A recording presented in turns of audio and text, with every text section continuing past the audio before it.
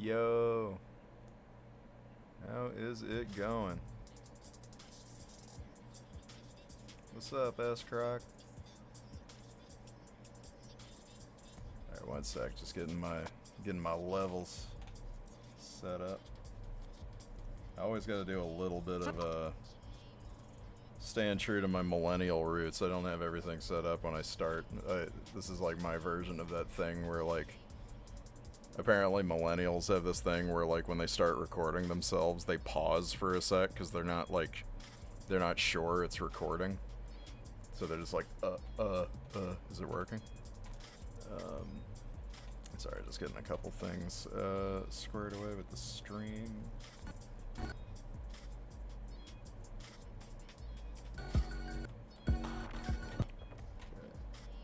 The levels are what I'm trying to...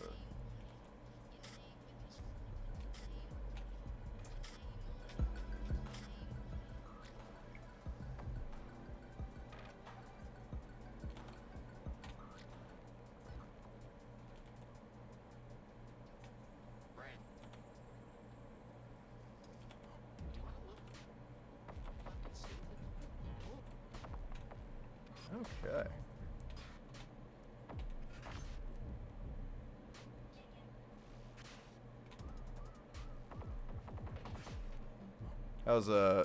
How are the levels sounding, DL? If you don't mind me asking. You guys can hear me, right?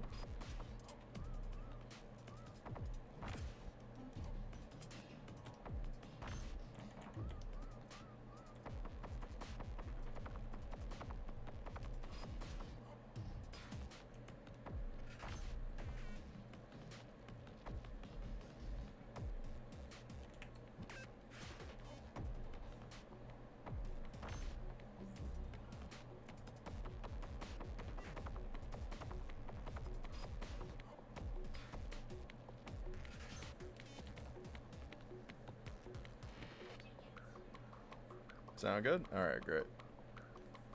Alright,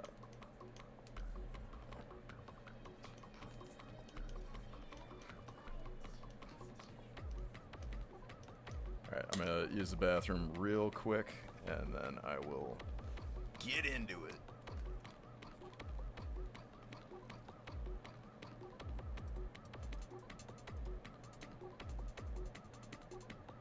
Okay, I can always adjust the levels. All right, BRB.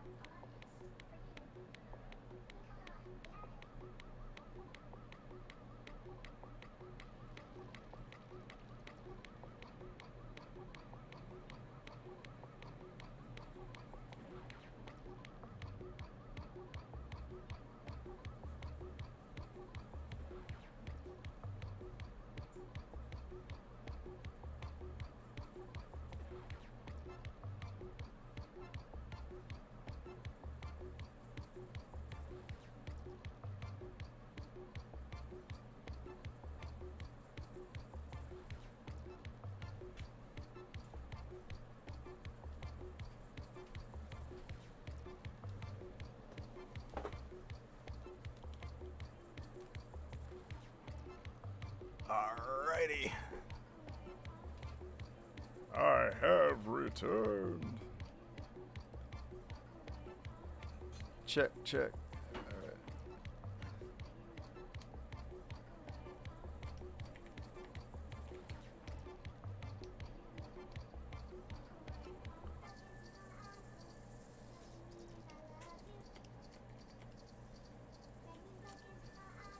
Yo, what's up, American? How's it going?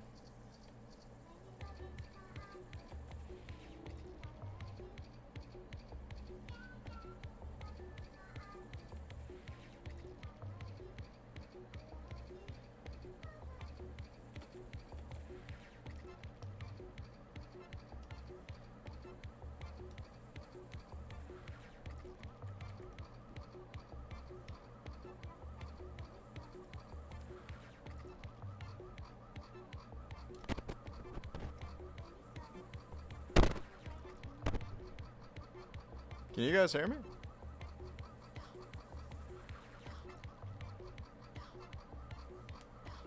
Yo, what's up, TK?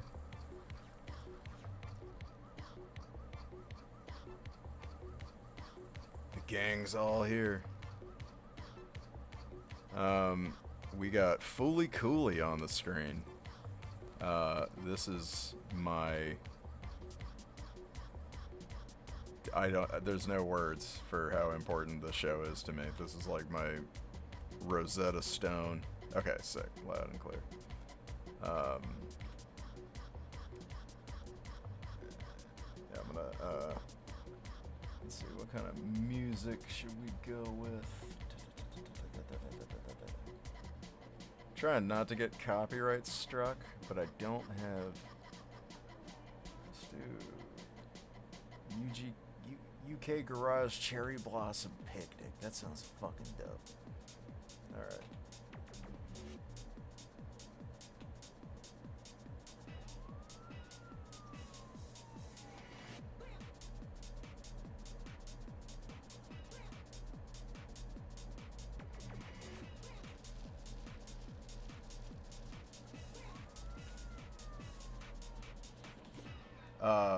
Oh man, if you haven't seen Fully Cooley, I almost feel bad playing it in the background here because it's like, it is a, it's spelled FLCL. This came on Adult Swim when I was in like 5th grade, and it completely rewrote my brain chemistry. Like this shit. Oh my god! It just like It's everything that you could ever want an anime to be in like 6 episodes. The shit does more. It's an OVA series, so there's only 6 episodes. There was a bunch of sequels. Don't watch them. They're not worth watching.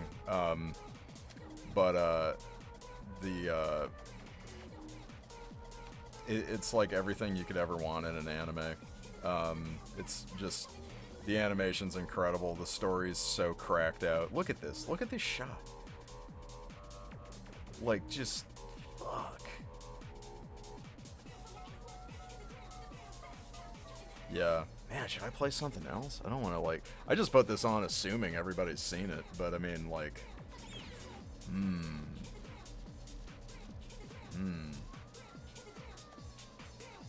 It's, I don't think I can play the audio, because I would totally just chill here and just, like, watch it with y'all, but, I think I would definitely get copyright struck for that. Which, I'm not monetizing it, but they've been, like, shutting down my streams for playing, copyrighted material, so I just don't wanna chance it. Let me know if you guys think we should, switch to something else.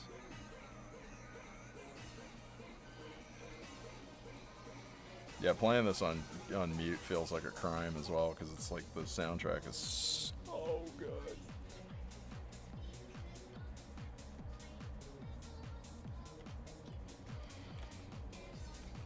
Okay.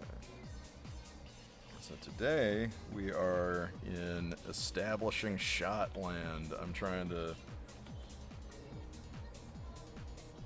get some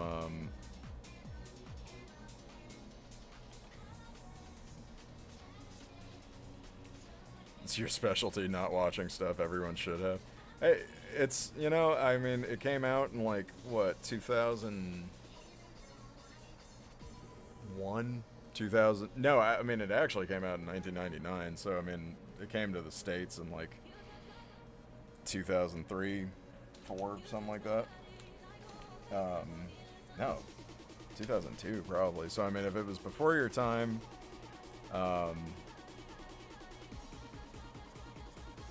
oh, hey, Pip.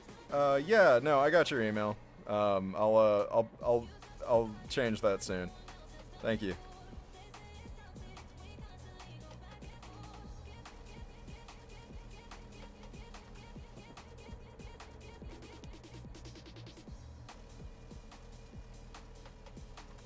Yeah, copyright rules. Gotta fucking navigate around it.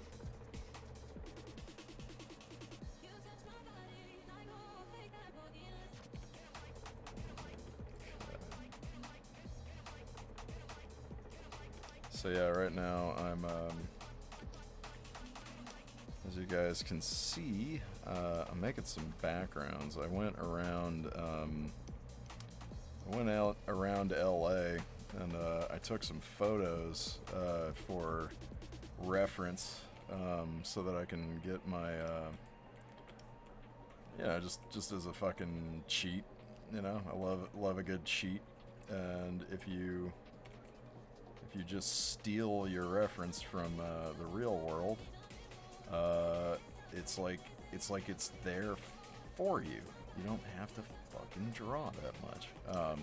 I am gonna add quite a bit though. This is gonna be like my this is gonna be kind of like the pretty similar to the establishing shot in the first episode. Just kind of a more refined version of that. I feel like the city in this world is like a main character in and of itself. So I wanted to like kind of take the time to show it off before I get into the regular story. I always want the world to feel bigger than just the characters that you focus on.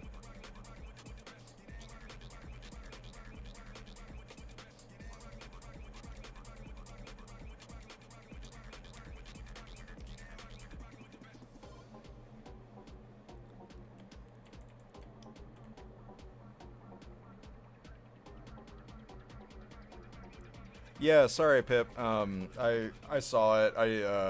I'm really bad at responding. Thank you so much for doing that. I just have to. I'm balancing a lot of. I'm just doing a lot of things right now. I also, unfortunately, I have other people doing dub work for me, which I really appreciate, and I need to get. I need to get those dubs like implemented into the first episode, but. The option to put alternative audio tracks on my videos is not working for me for some reason. I think it's like a feature that wasn't rolled out to everybody, so I can't add other languages. I know you only gave me subtitles, and you weren't really too concerned about the voice acting you did being in the official thing, but I am hopeful that that'll get resolved, and if not, I've made a second channel that I think I might post the alternative language versions to, just to have them up there.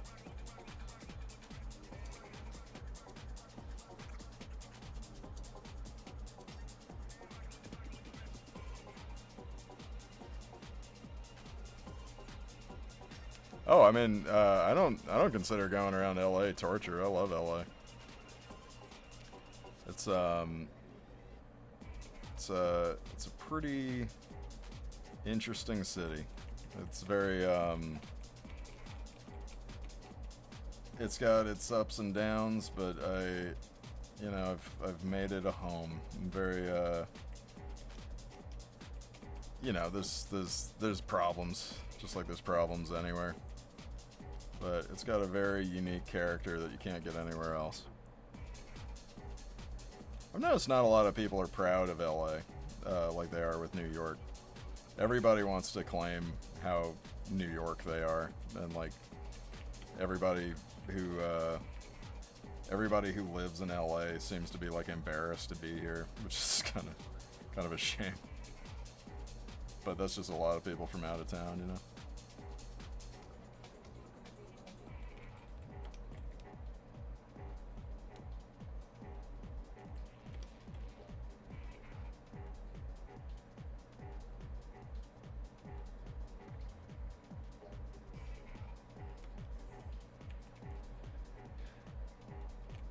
Yo, what's up, Dream? Yeah, if you want, I'll probably show off the community art in a bit. So if you want, you can wait until then. Did you put some of your fan art in the community tab already?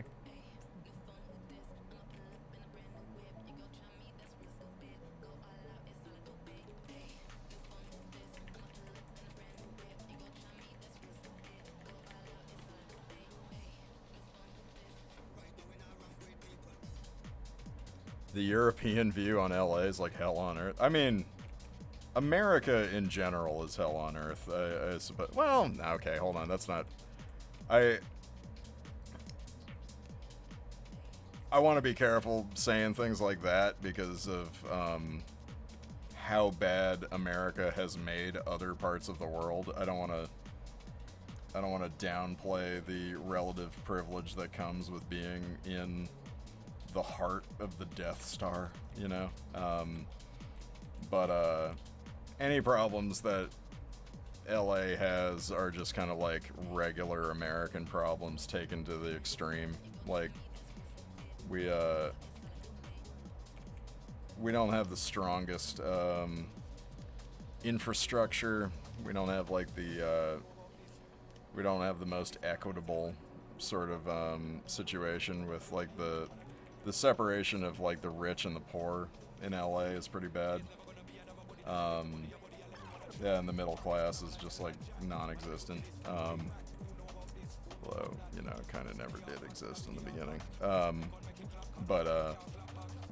Yeah, it's very like, it gets a bad rap, and I think that's because of how it's reported on. Like, whenever I talk to my family who doesn't live here, they always like ask about how things are going, like I live in a war-torn area or something, and meanwhile it's just like always beautiful outside, and there's like parrots flying everywhere, and it's just like, I don't know where this reputation is coming from.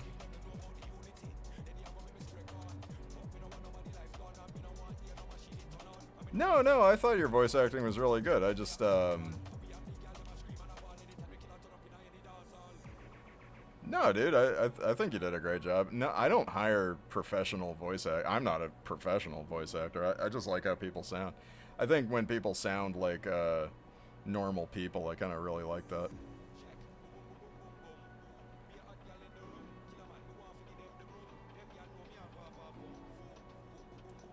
You've been trying to draw more OC stuff, but it hasn't coming out quite right. Well, if you see anything that you if you're running into any issues that you'd like some advice on, let me know. I'm down to do like kind of a more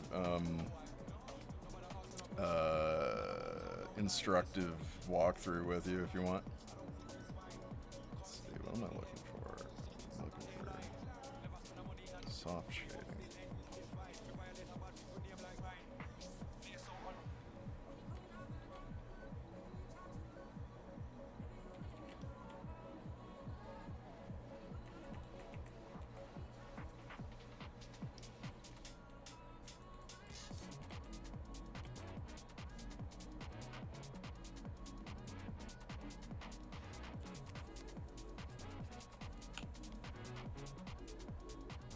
Oh, just traffic and weather. Well, the weather in LA is incredible until it's on fire.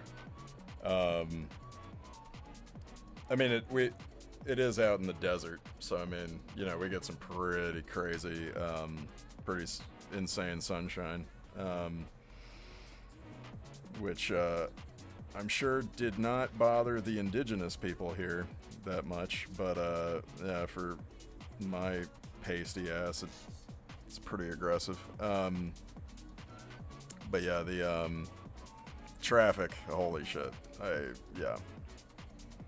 No, people have lost like years of their lives just sitting in traffic living out here. They have this problem where like every time there's like they just keep adding lanes to the fucking highway. It doesn't make sense. It's not like, it never makes it better. I don't understand how anybody got the idea that just like, one more lane, bro, just one more lane, that'll fix it.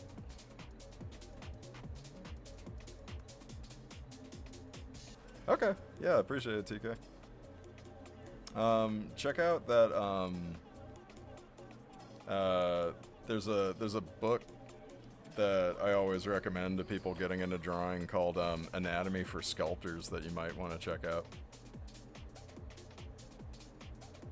You're making Magic the Gathering cards for Vic and Rusty? That's awesome.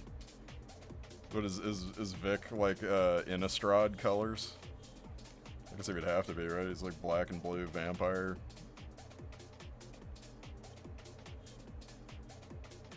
guess Rusty's like a fucking artifact creature.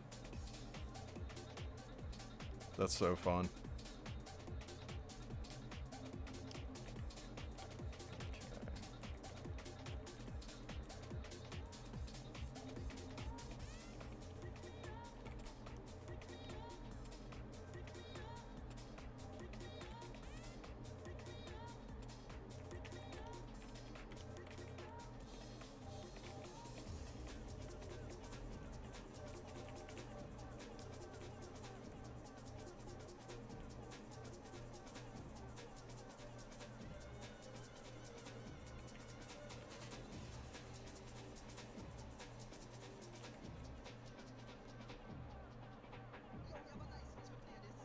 Vic would be Markov and Rusty would be Karn. That's great.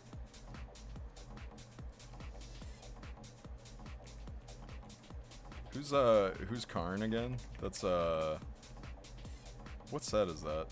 I haven't played since oh jeez. Well, I've played since, but I haven't like stayed current at all. Like the last set I was like really active in was like Zendikar? Oh my god. How long ago was that? It must be like fucking forever ago. It was when Landfall was like the big thing. No, wait. I hung on for a bit longer. I started like it's not even that I lost interest. I just lost the willingness to spend that much money on cards around the time the Emrakul came out, like the colorless Lovecraft kind of eldritch horror creatures, which is like, honestly, that is my shit. But I couldn't get enough cards to do like a colorless. Yo, what's up, iTunes? Currently working on episode 2 of your indie animation called Necro Nomads. Hope you check it out. Yeah, dude, that sounds awesome. Hell yeah.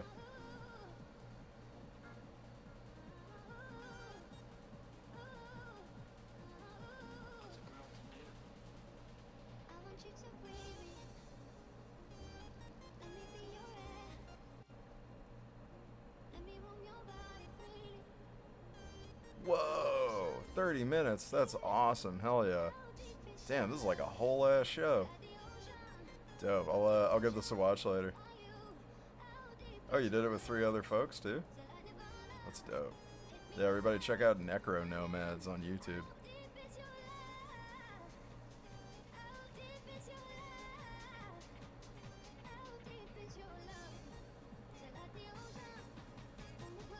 He's an old planeswalker from Dominaria. Oh, okay.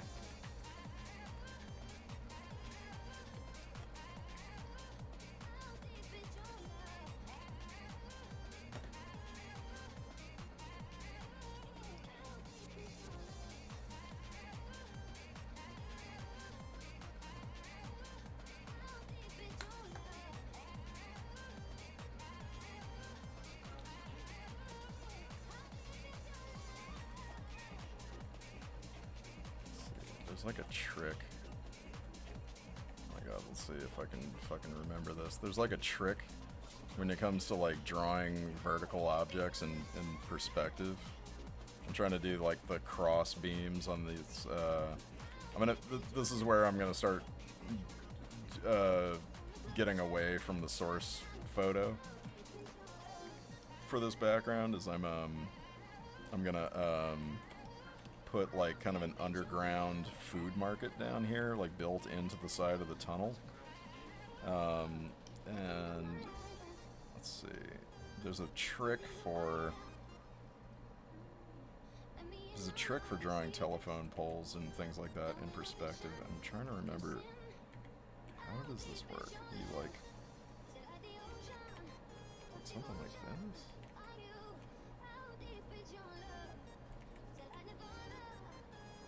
Like, yeah, that's the general vibe, but I forget. It can't just be drawn as zigzag. Hold on. I'll like this out.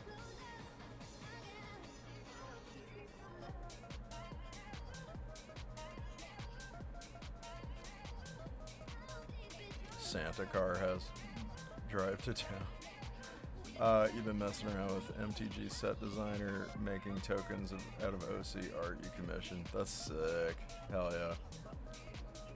Secret light. Yo, that's awesome. You gotta post that whenever you're done with it. You're trying to make an indie animation yourself, but you might make it when you see the person you'll work with on Thursday. Hell yeah. You made plans to work with somebody?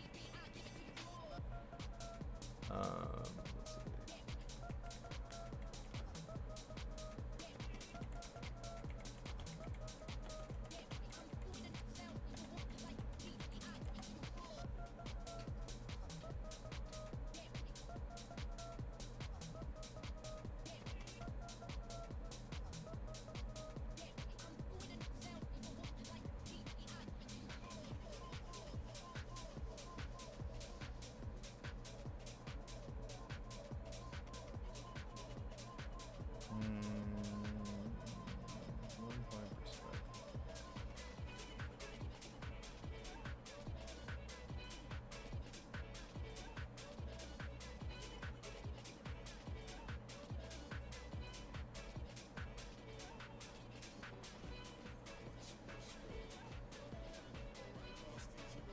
Right.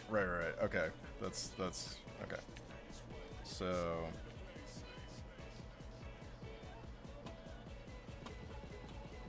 that's what it is. Okay. So the first trick is to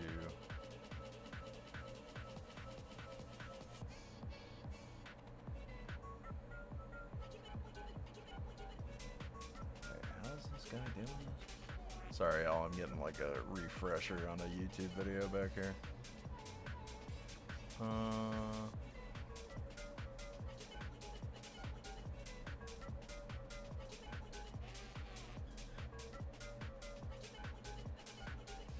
Oh, I see. Okay, I need 3. Okay, yeah. So I need 3 poles. Let's set these apart a little closer together. Okay, so once I have 3, I think the idea is do it like this, and then from this point on, yeah, okay. So yeah, if you guys are ever drawing in perspective and you have like a bunch of vertical objects that you're having to have like recede into space, this is like a trick that you can do where you once you get like your first 3 poles, or like you can usually look this up if you look up drawing telephone poles in perspective. For my European friends who don't have telephone poles up in the air like we do because we don't give a shit about our safety, you just basically just vertical lines, and then you draw, once you have your center line, you basically start from the bottom of the first pole, go through the center line on the second, where it intersects with the second pole, and then where that line stops is going to be the top of the third pole. And then you kind of just keep doing that as you go, and you can come up with like a nice like receding into the distance, you know. And if I wanted to be like really finicky about it, I would take, in fact, why not? I'll just copy this straight line so I can guarantee that it's the right orientation every time.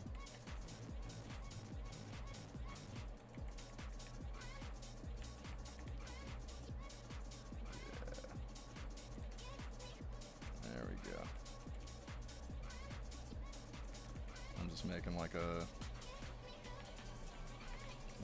grid. Yeah, fuck it, I can draw. I know how to fucking draw.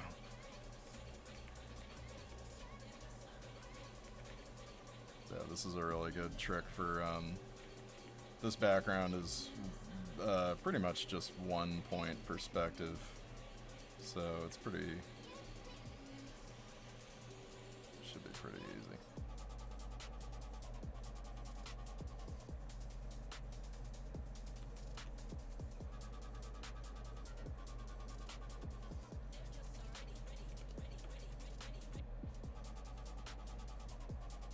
Yeah, it's a cool technique. It kind of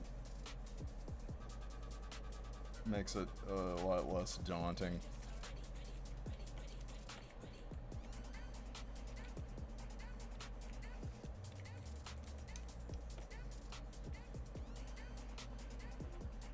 Yeah, S-Crack, do they have your electrical grid suspended in the air on telephone poles where you live?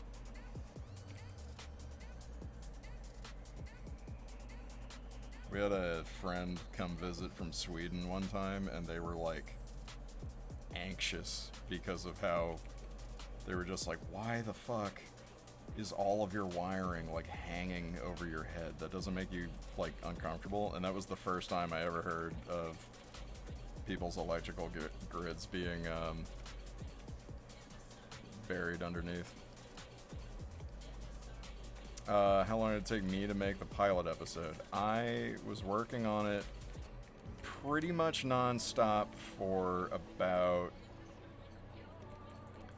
2.5 months, but please don't think that that's normal. I didn't do anything else, and I've been working professionally as a storyboard artist for like 6 years.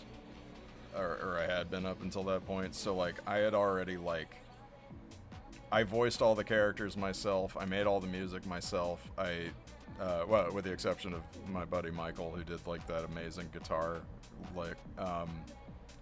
But yeah, I've been working professionally for 6 years at storyboards, and I had been like working in art for like 15 years prior to that. So like I don't want anybody getting the idea that 2.5 months is like a normal amount of time to crank something out like that. But that said, it's not like, it is just an animatic, so it's like, it's not like it's finished and it didn't have to be. So so I think that also worked in my favor. I don't think I necessarily bit off more than I can chew with that one. This one I hilariously thought was going to be simpler, just because I didn't have a fight scene, and now look at me. Here I am making this goddamn. I added all of these like establishing shots like recently because it was just bugging me that we. I'm sure you guys have seen the shot that this all started on with the. It originally started with this whole like fake ID thing. But actually even this scene was added because it originally started here. So this was like the first shot that I did on this board, or on this episode. It was like these two getting like kicked out of the store. And then from there, I added all of this, and geez, how deep into the episode is this? So yeah, the first minute is stuff that I added after the fact. Like, just going back and like, yeah.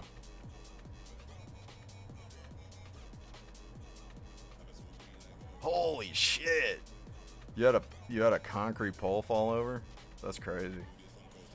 Yeah, we actually we had kind of a similar issue around where I live. There was like there was a really bad storm, and there was this huge tree that was planted to make the area look a little prettier, but it fell over because the tree was a transplant. It didn't have this thing called a taproot, which I learned is a thing that trees have. It's one really long root that goes deep into the earth, and that's like kind of how trees hold themselves upright.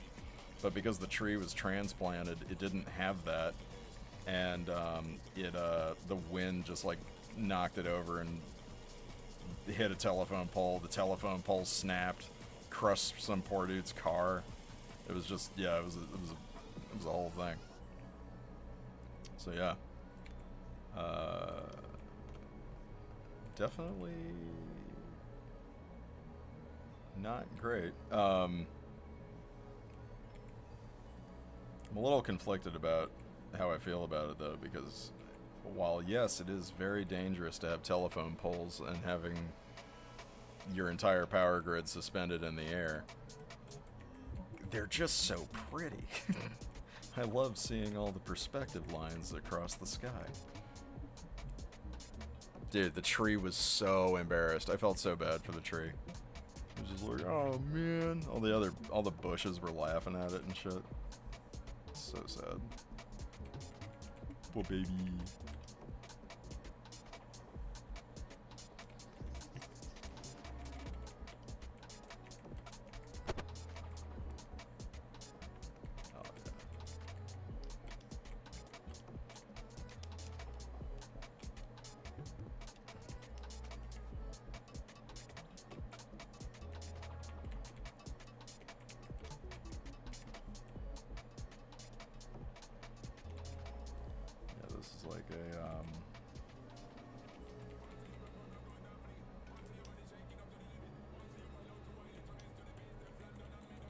Man, I wish this is what this tunnel actually was like. Well, you guys can't see what I'm about to do.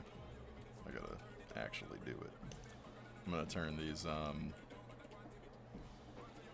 gonna make these, each one of these, like, windows here have, like, a different food stall in it. Which is, why the fuck am I doing all that? Who can say?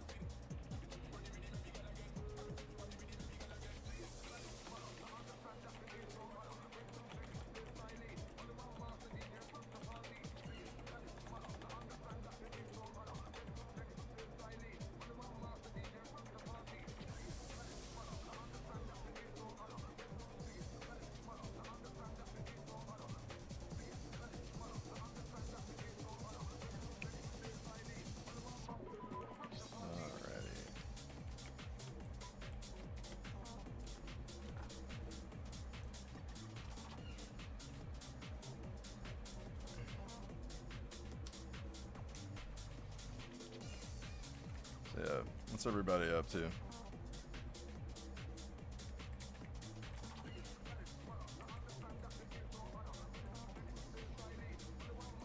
Enough about me.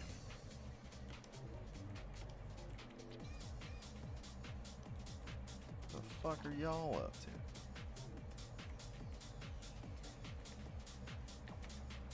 Are you here to hear my opinions? That's cringe.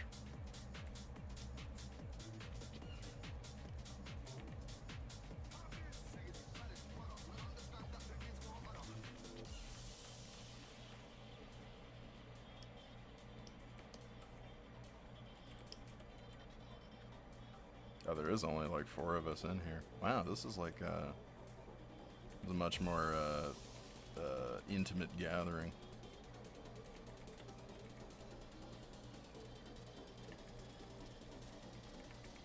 Just us ghouls. You're taking your college admission? Yo, hell yeah. What are you studying to be? Or to be? How are you choosing to define yourself financially? What is your career path? No, what are you studying?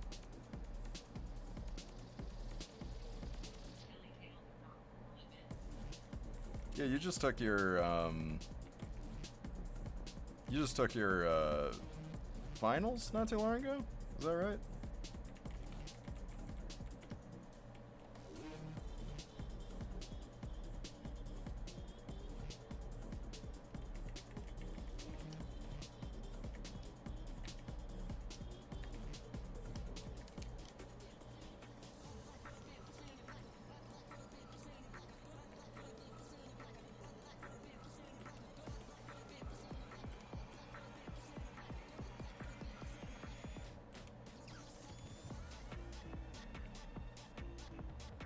capsule's falling off. Oh yeah. No, it was inevitable. Welcome to the beginning of the end. Y'all caught my rocket ascent into Z-list micro celebrity right before I crashed and burned.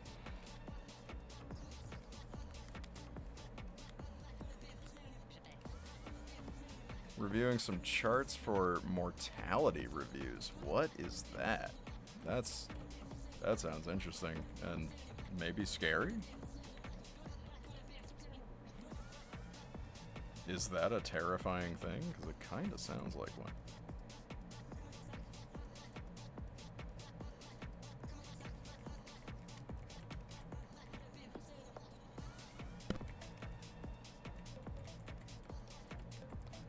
Economical computer science.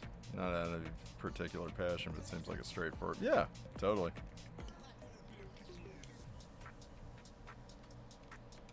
Yeah. I hitched my whole, like, wagon onto an entertainment industry job that, like, ended up kind of collapsing, you know, because the Hollywood, like, animation industry thing just didn't really work out. And sometimes I wonder what it would be like to just have a normal ass job and just make art on the side.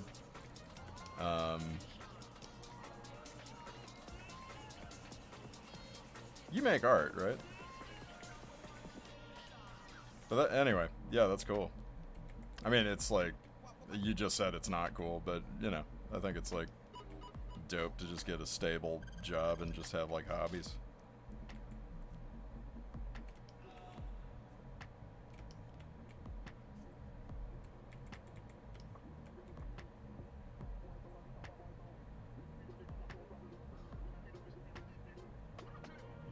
You just barely passed. Okay. Yeah, I think we had a conversation about how similar our respective education systems were. They're just kind of like letting people right on through. Dang. I'm sorry, TK. That sucks. I mean, I guess it's inevitable, but fuck. That does suck. And having to audit that must be kind of like, I don't know. Is it like, does it make you nervous? Like, I mean, not you, I guess. You're not probably going to be held liable for anything, but like, it's got to be kind of like, oh shit, if we like, did we do everything? And you guys, you work in mental health? Yeah, that's like your area of medical expertise.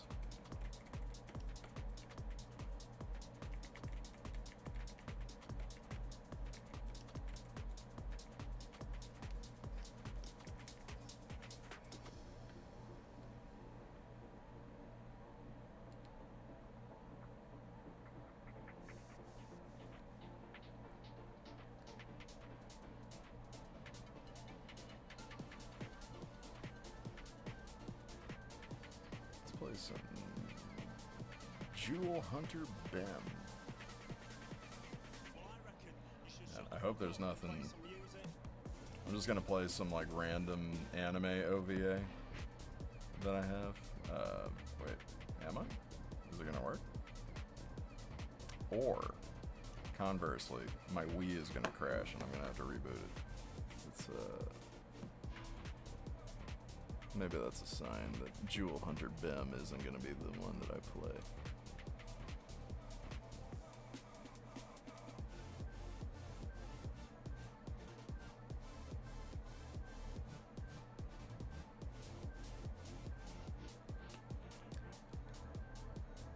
Oh, I feel that, TK. Yeah, I mean, it's like, you gotta compartmentalize, right? Like, I had a doctor, I have a doctor friend who tells me about some of the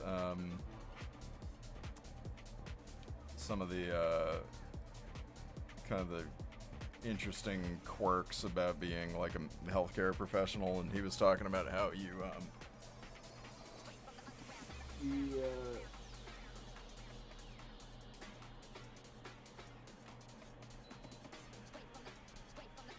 was talking about how you kind of have to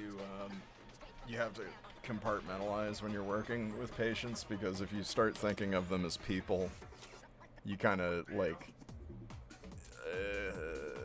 well, this is like medical stuff, because he's like operating, you know, and it's like if you gotta operate on somebody, you can't like think too much about that kind of thing, because you're gonna freak yourself out and be like, oh my god. But he was describing this really fascinating thing where like he was operating on somebody's leg, but they were still, it was some kind of like procedure where they needed to be awake, and you know, he's got, from the sounds of everything, he's got really good like bedside manner, and you know, he's like talking to the patient and stuff, and he was like, it was strange, it was like they were a person from the waist up, and then everything else was just like my job, like it like he kind of like depersonalized them a bit just so he could like stay focused, but it was like a thing he could kind of like modulate or like compartmentalize. It was kind of wild. Anyway, yeah, but I get you. I've done like I've done work with like homeless folks in my community, and I had a friend tell me that like a lot of people do that stuff and they get like sad, to the point of not being able to help anymore. And it doesn't really hit me like that, because I'm just like, I don't know, happy to help or whatever. So I don't know if it's like a similar thing for you, or it's just like, it's just part of the job.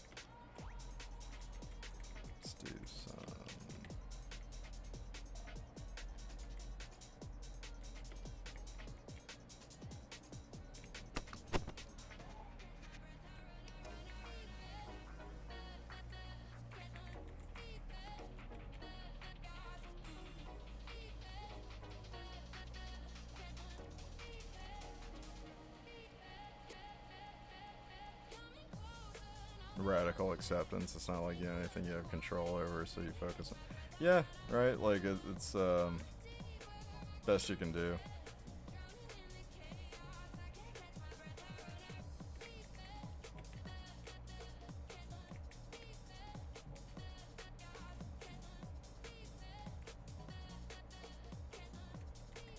Yeah, that ability to compartmentalize. I mean, it's like it's an extreme. You're doing a very important job, and the compartmentalization is like very necessary.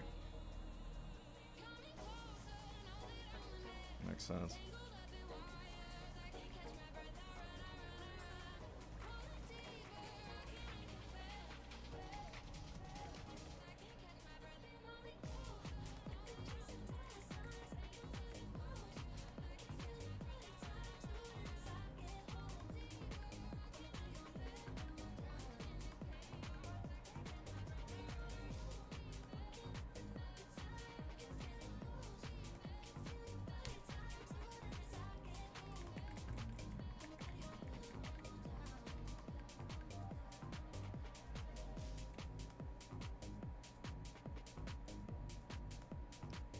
Yeah, Cowboy Bebop.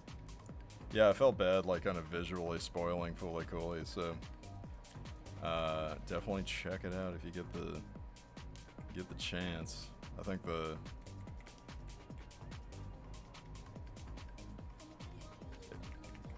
It's always fun running into somebody who hasn't seen it, because I like all of my friends and I work in animation, and this is like our, at least for my group of friends, this is like our fucking inciting incident for a lot of us on like even wanting to be animators. Oh, Cowboy Bebop is too, but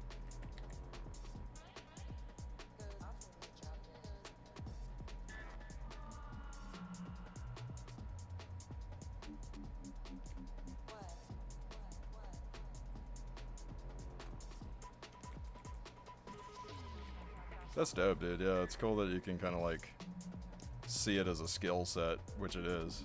Like, just being able to like kind of handle that. And yeah, it does serve your community. That's really cool.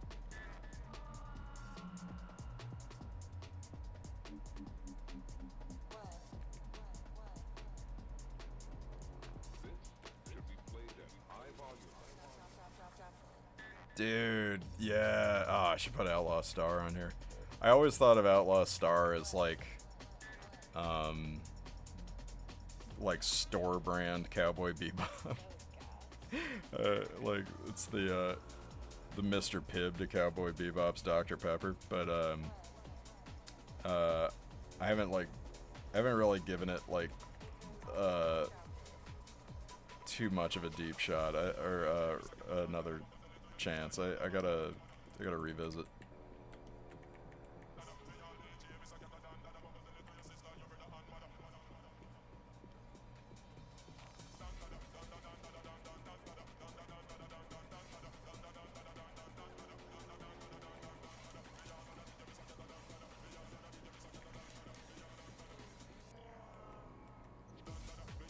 I love the designs in Outlaw Star, though. I think Outlaw Star is kind of like my...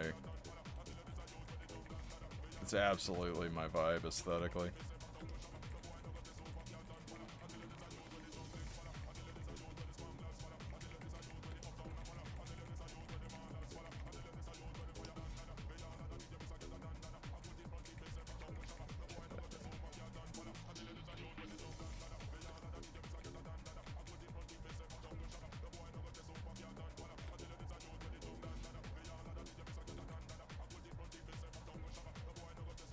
Oh, hell yeah, Trigon. Trigon I loved.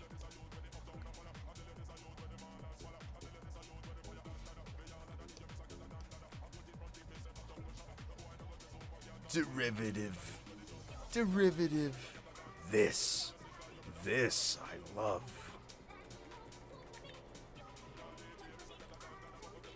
Bullshit.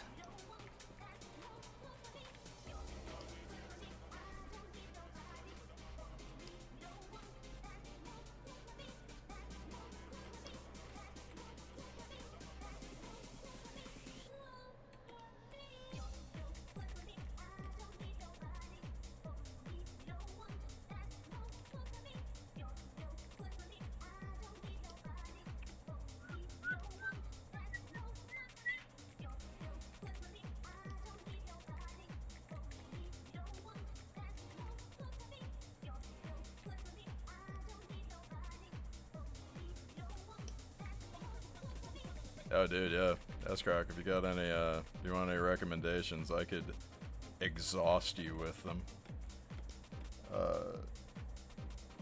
The 90s, late 90s, early 2000s is kind of like my go-to when it comes to, like, finding old stuff. It's always, like, beautiful and problematic and, and, yeah, but man, there's some gorgeous fucking shit out there, and it feels like there's always something I haven't seen. Yeah, well, yeah, in the States they were Adult Swim. Where did you watch much anime, like, growing up? I don't know if that was like I don't know if every country got the same sort of like export relationship with Japan.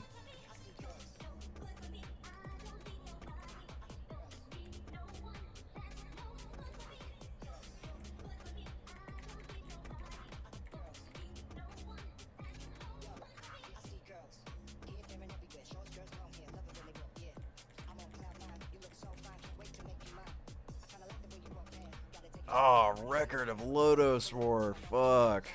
Yeah, I've watched that OVA a bunch and still don't remember the story. I think it's like, if I remember correctly, I think it's based on, it's like one of the first shows to ever be based on a D&D campaign, which kind of makes it like, it's like proto fucking D20 or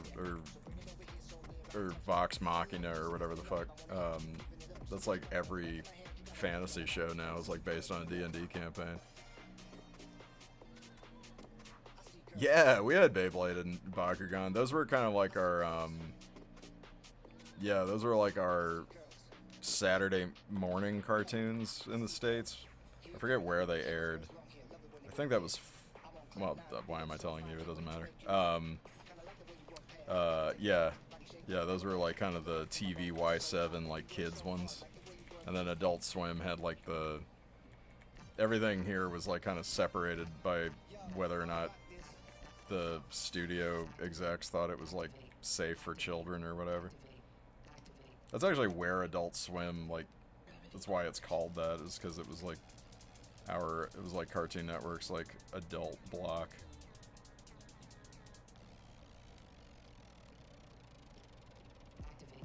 Adult Swim is like probably one of my biggest like influences, and it's not even the stuff that aired on it. It was just that early vibe. They had like all those like interstitials and shit.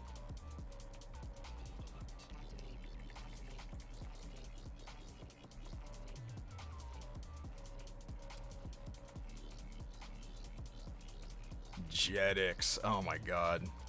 Yeah, I never had Jetix. That was like the that was like my better off friends that had like satellite TV that got to watch Jetix. It's funny how it's funny how culture was like locked behind a paywall even back then.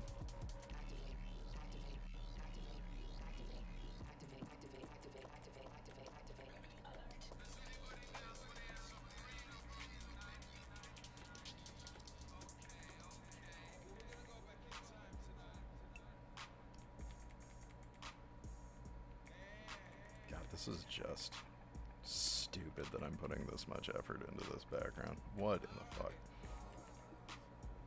continues to put this much effort in the background?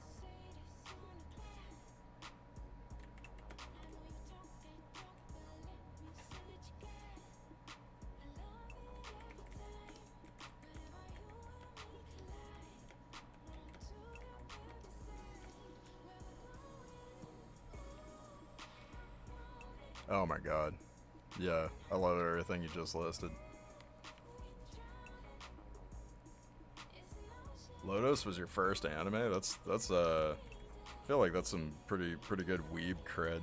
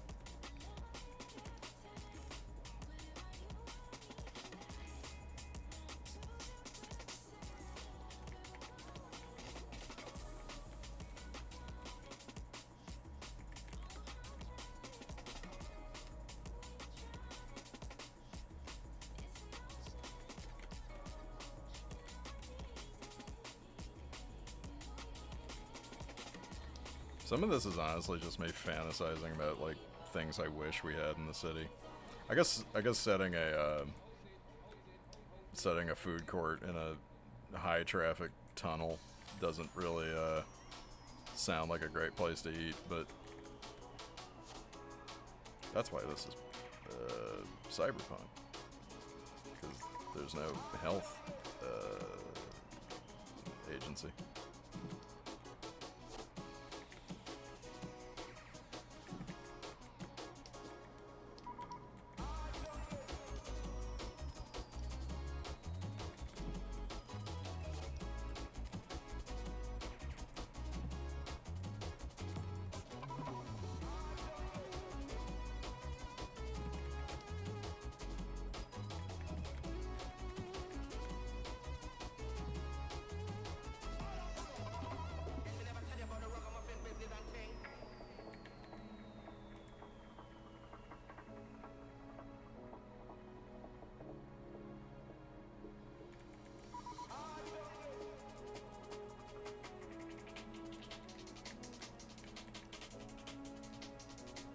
trying to remember what the first anime I ever saw was. I think it was...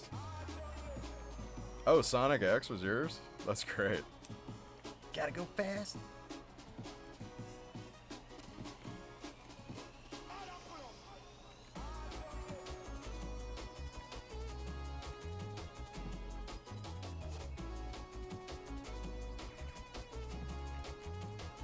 I remember trying to get into Sonic X as a kid, and I just got so mad at, what's his name? Chris Thorndike. It's like, who the fuck is this human kid hanging out with Sonic? Get this kid the fuck out of here.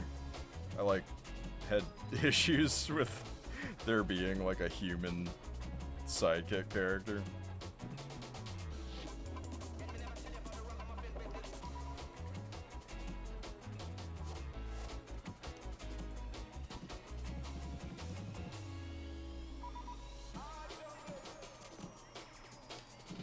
Yeah, I think my first anime was probably Pokemon. I think like the game got me into it. Cause I'm pretty sure. Oh well, wait. I had a Totoro VHS. I don't think I understood when I was watching Totoro as a kid that it was a Japanese cartoon. I think I was like too young to understand that. Inazuma 11. Whoa, what is Inazuma 11?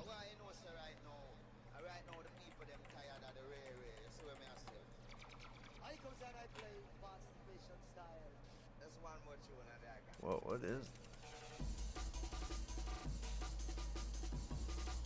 Is this also a game? Wow, yeah, I have just straight up never seen this. Style's cool.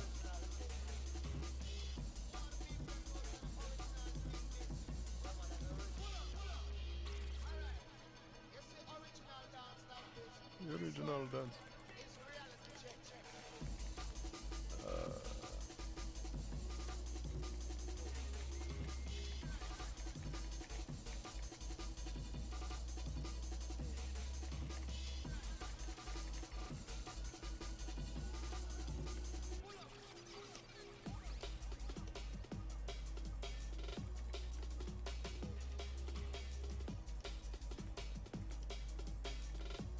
What was it about?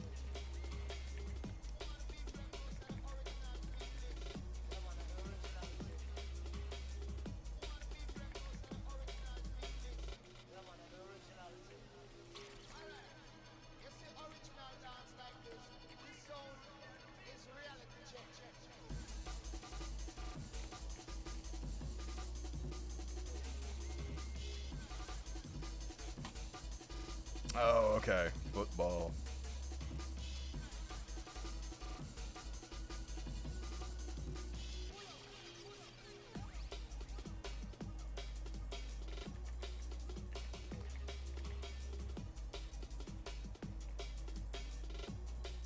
Yeah, I've never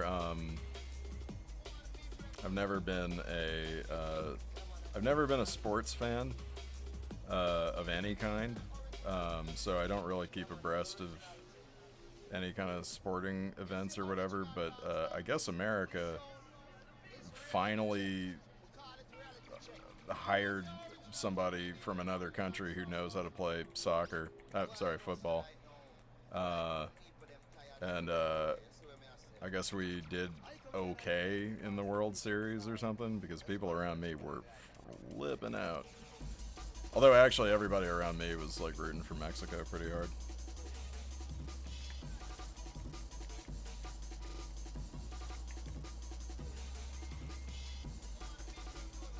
I heard the Turkish team got knocked out, but on their way out they like nailed one of the American dudes in the nuts with a soccer ball, and I think that's really funny.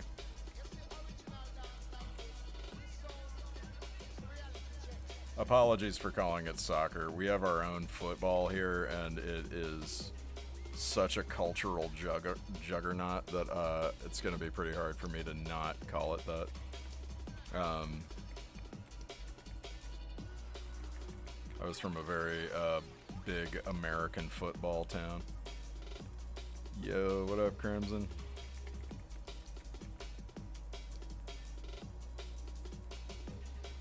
Hell yeah, lock in.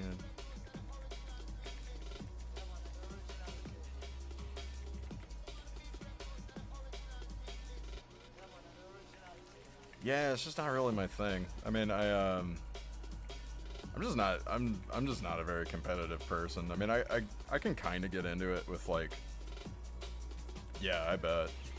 Does Romania? Man, is this offensive to even ask? Does Romania have a team that they're like known for? I don't know if it's like they're probably like world famous or something, and I'm just like completely unaware. It's like, you don't know about the fucking Romanian football club?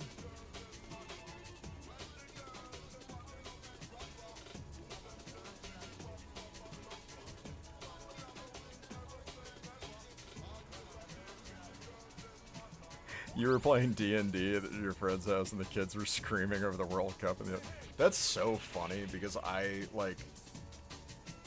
you sound like you're kind of the same age as me. I feel like our generation growing up, it would be the opposite. Like the parents were screaming about a sports game and then we'd be in the other room like playing video games or D&D or some shit. It's so funny.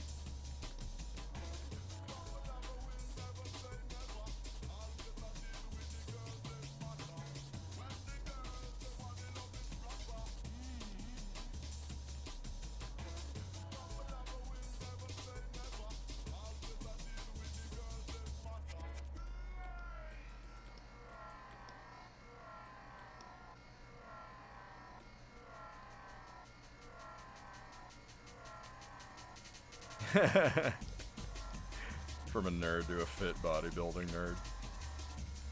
I feel like that makes a lot of sense. I get the feeling all the dudes at my gym and probably some of mostly the dudes. I don't know. The women at my gym might be weebs too, but like every dude at my gym is wearing like a fucking Vegeta shirt and like has like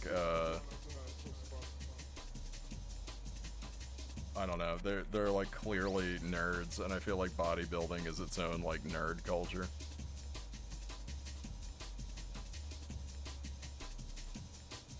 Yeah, I wonder how many furries go to my gym.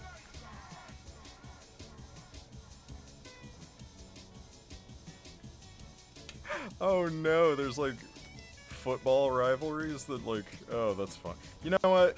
No, I get that though. We have like there's a lot of like petty squabbling over like football, American football shit here. Like people like get into it over like what college sports team they root for, and like they'll give you shit if you go to the wrong school.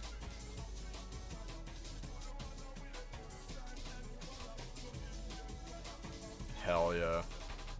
Power Rangers bag. That's how dudes initiate like conversations in public. I feel like they just peacock what nerd shit they're into and kind of hope somebody goes, yo, cool bag.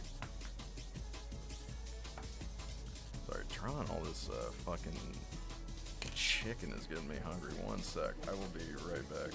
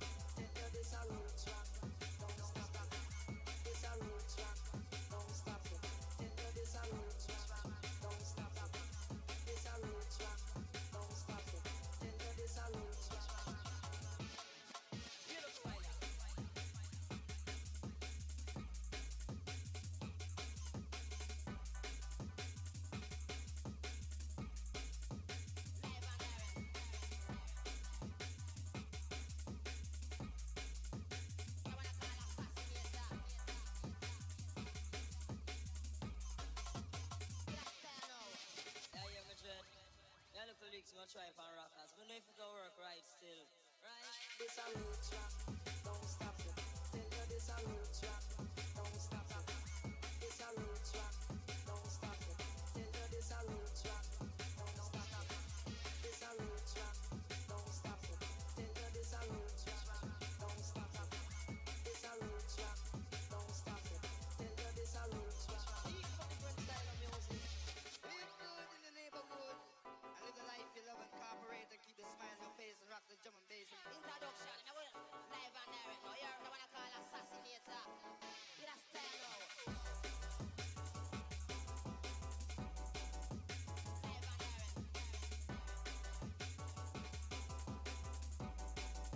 The one I call assassinator.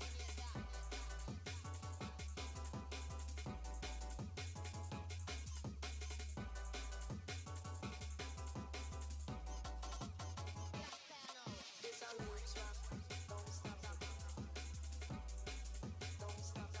Don't stop it. This a real trap. Don't stop it. This a real trap. Tell you this a real trap. Feel the fire. Live and direct.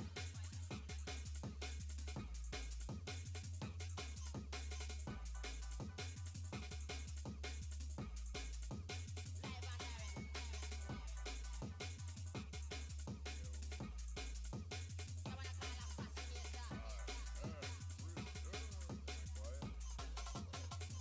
Check, check.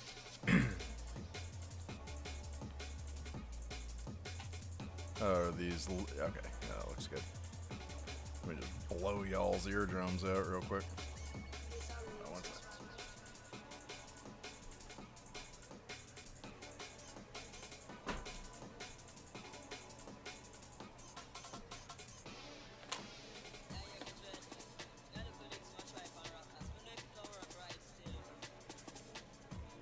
Oh shit, Cyber 6? Yeah. Cyber 6 is crazy.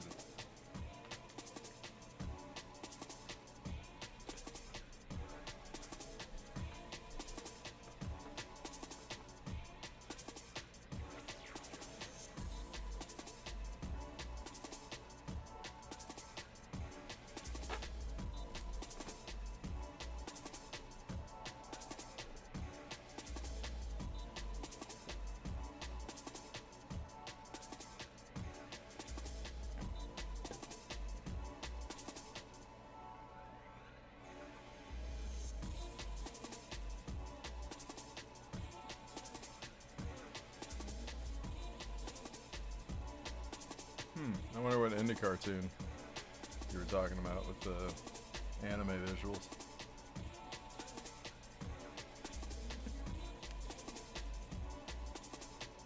Violet and Marlowe? I'm gonna check that out.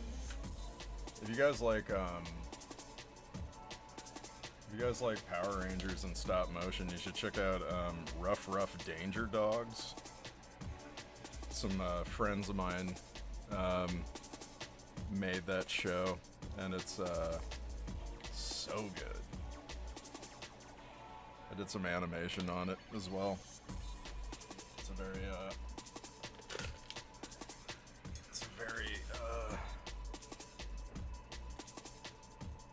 very cool stop motion kind of live action hybrid.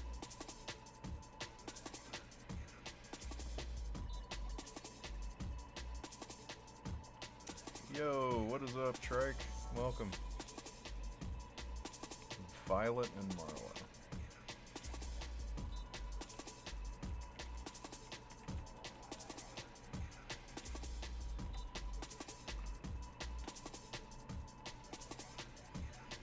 Violet and Marlowe rob a bank.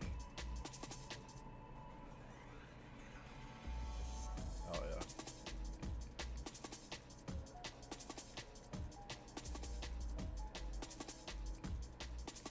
Yeah, this looks cool.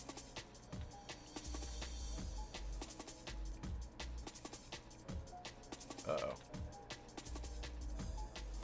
I lost my, no, I've lost my stream. Let's see.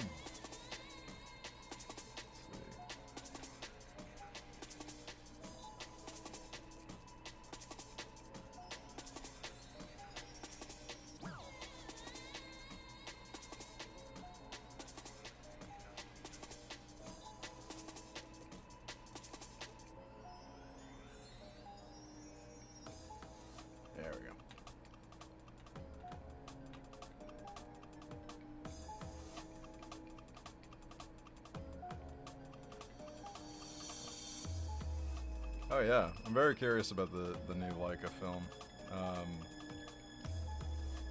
Yeah, having a background in stop-mo, I have developed some pretty intense opinions about Leica. Some very inside baseball, not at all normal opinions. But I really respect the craft that's gone into pretty much all of their films. They're very painstakingly handmade. I think my biggest issue with them is honestly that they seem to be averse to letting things look like they're handmade. Yeah, see you later, S-Croc. Melanie. Hello.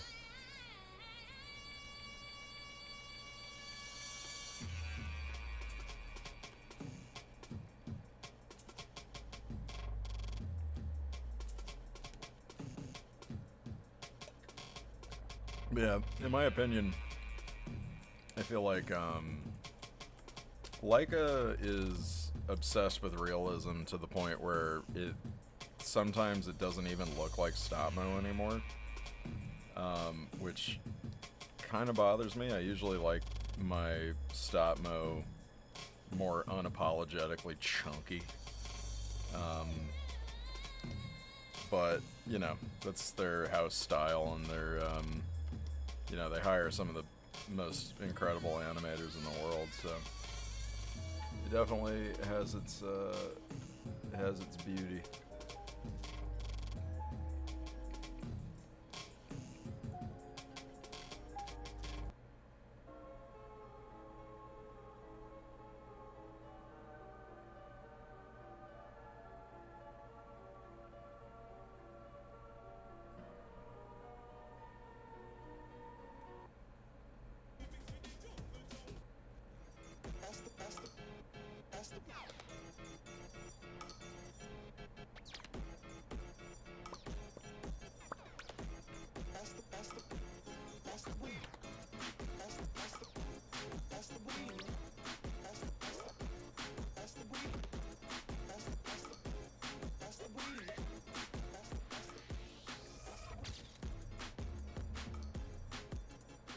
Oh, yeah. I think what I heard with the Wallace and Gromit thing was they were switching to making some of the parts of the puppets out of silicone, I think. And I think they ultimately ended up deciding on keeping the heads made out of clay. So that, yeah, so you would get like the fingerprints and stuff. Yeah, I thought that was a really, like, man, Aardman fucking gets it. Those guys are incredible.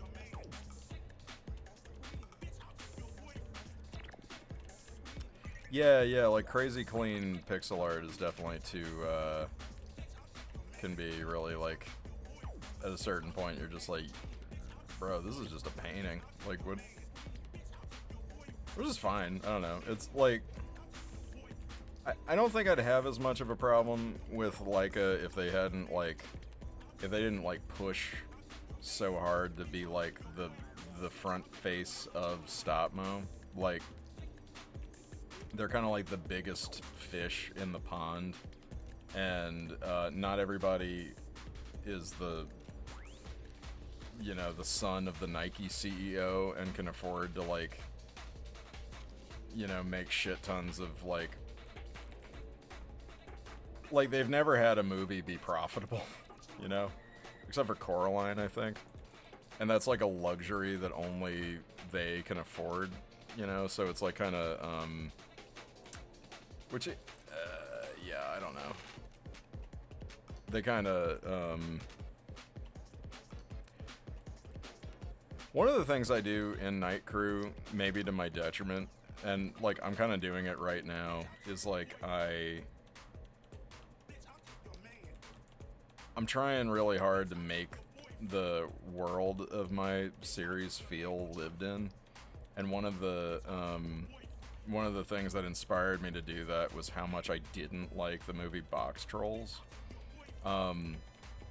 And it was because every single thing in that story tied back into the main plot. If you know what I mean? Like, they kind of like,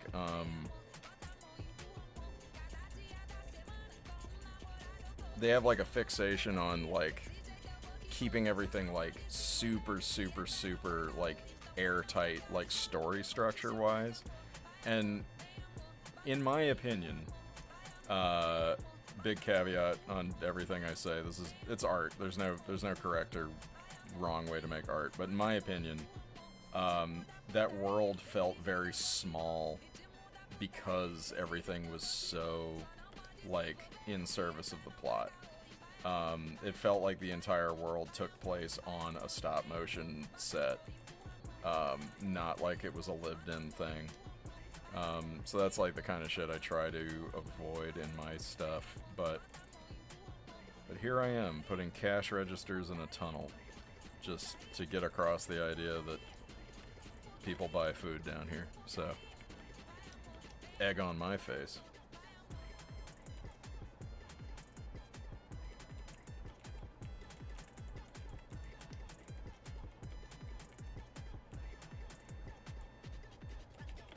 I love Coraline, by the way. They've definitely done some movies that I think are great.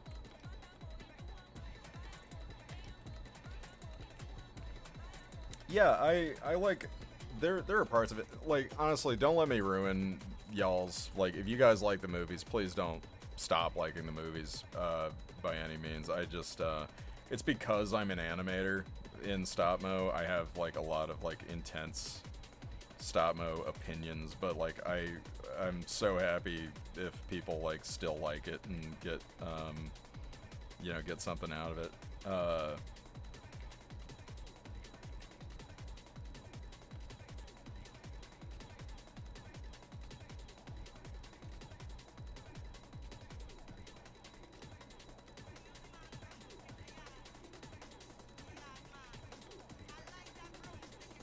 Yeah, Coraline and Kubo definitely feel a lot bigger.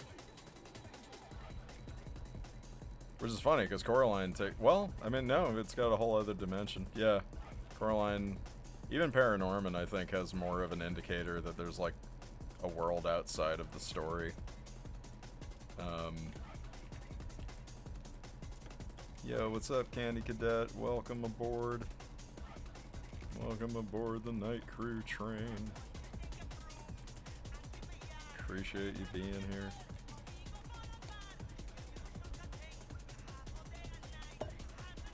Oh shit, we got 8 people, now we're cooking.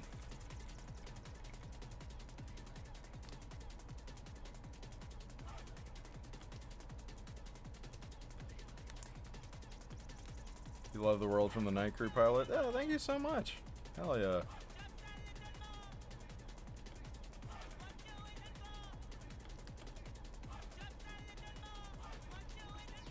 Yeah, being an independent filmmaker, the smarter thing to do would have been to scale down what I want my stories to be, to make them something that I can effectively get across by myself, and instead I'm basically throwing everything at the wall and hoping I could get enough funding to hire my friends so that we could make something even more bigger.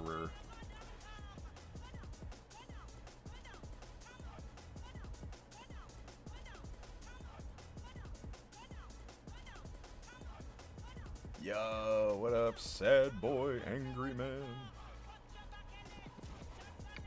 Hell yeah, welcome.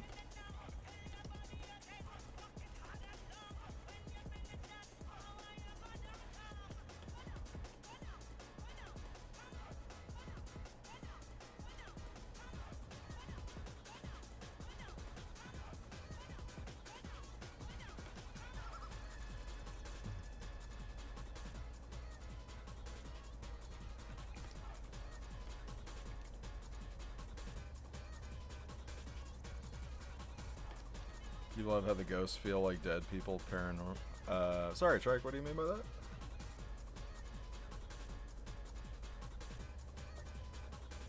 Mm-hmm.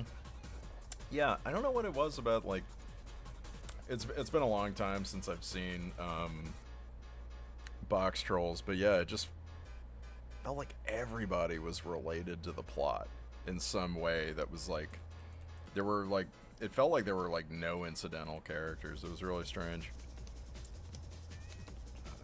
Okay, let's try set that. Okay, cool.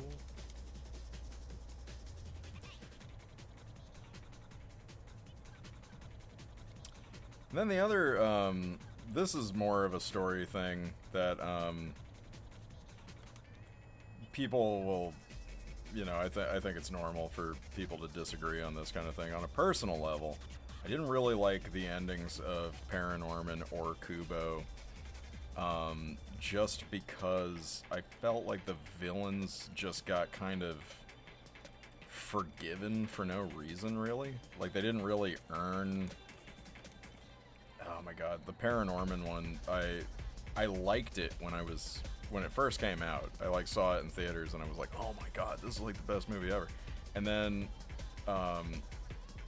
somebody that I was working with when I first like started working in stop mo, we were talking about our favorite films, and I was talking about Paranorman, and he was just ripping into it. I was like, what? You don't like Paranorman? And he was just like, yeah, because they fucking, like, they were on the side of the pilgrims for burning witches. I was like, what? And he's like, think about it. They were like, oh, I mean, yeah, sure, they burned this, like, little girl alive, but, I mean, you know, have some sympathy for them. They were scared. And I was like, huh. And I haven't been able to, like, think about it like that. I'm just like, oh, be nice to them. They were scared. It's like, ugh. It's like, fuck these guys. Oh, how the ghosts feel like a species rather. Yeah. No, I appreciate that. Or do you mean you like how they feel in Paranorman? Because I agree with that too. Yeah.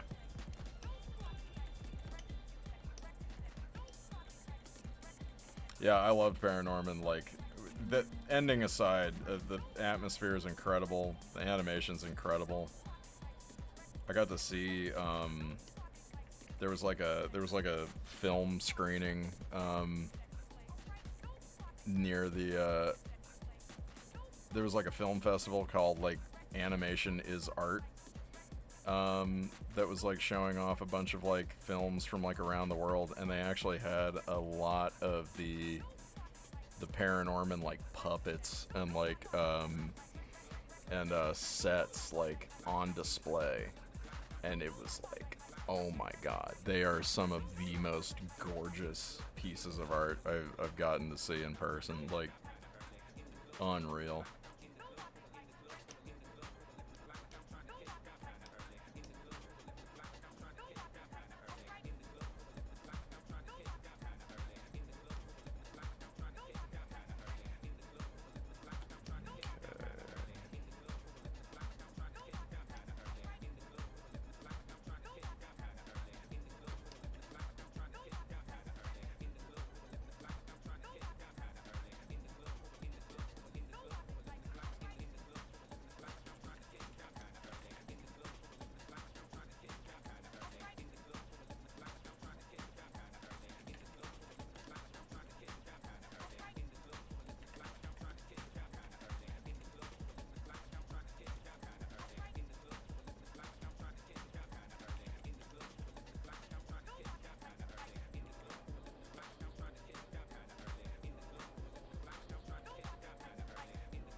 Yeah, they were obviously pretty sympathetic to her, but I just felt like I think they kind of let the pilgrims off light. Like, I didn't really... I mean, I don't know what you can do. Like, they're ghosts. Like, it's not like you kill them again, but,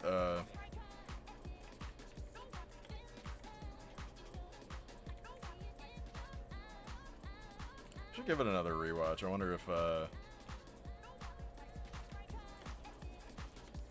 I mean, honestly, just to watch the process. One of the funnier, like, inside baseball things about that movie is, well, just Leica in general. From what I understand, they have a very, like, I have, like, friends who have worked there, and they told, one of them told me that, like, they are so, like, it's great for animators to use reference. Like, I'm doing it right now. I think it's, like, really great to, like when you're animating as well, to, like, you know, film yourself doing stuff so that you make sure you have, like, a good grasp on, like, you know, where the body goes and all that stuff. It's a very invaluable tool. But at Leica, allegedly, because I didn't work there in person, they are so devoted to filming everything and recreating the exact. They have all of the animators basically, like, film all of their. Actually, wait, this isn't even alleged. There's, like, behind the scenes, like, where they show this. Like, they animate everything. And my friend said the funny thing about that is that, like, you can tell which animators are, like, personally out of shape by looking at their shots. Because, like, you can see, like, Norman, like, struggling to get up a fucking wall or something in a way that, like, is very clearly like, this is a man in his 50s. It's really funny.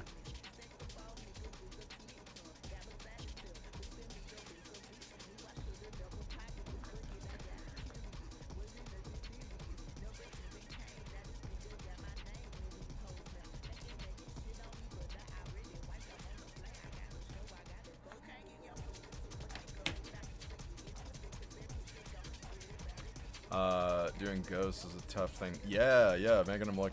Man, one of the animators I got to meet out here was also the animator who did the most work with Zero, the dog from Nightmare Before Christmas.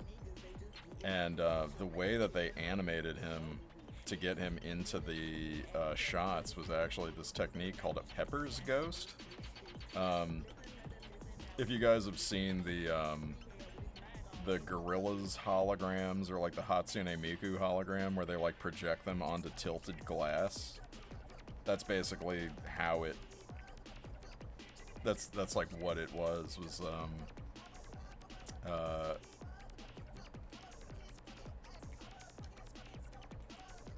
oh, spare flesh. No, I haven't.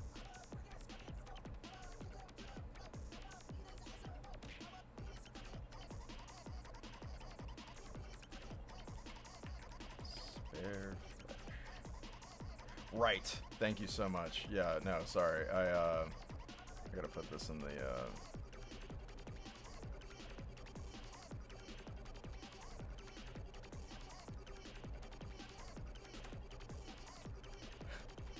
I keep getting comments about yeah, thank you. I'm gonna add this to my. I gotta make, like, an animation playlist and actually just, like, put it on. I gotta get better about, like, keeping up with the meta. Yeah, I can't wait to check this out. I just saw a comment that I got that was like, said, bro combined Felix the Cat and Sans and thought we wouldn't notice. I think it's funny that that person thought I thought that they wouldn't notice.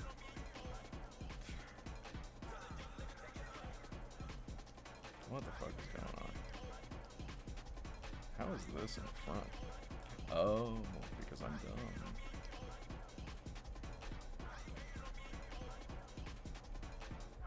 There we go.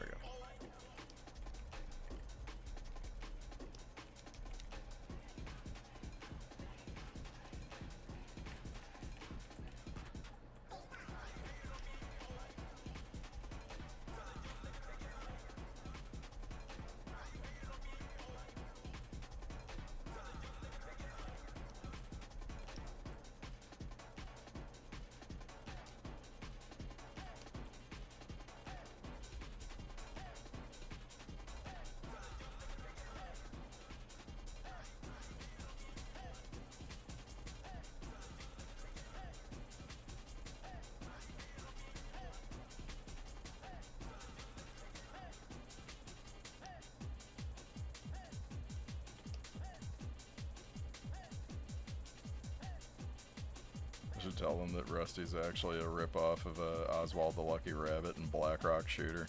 Just like play dumb.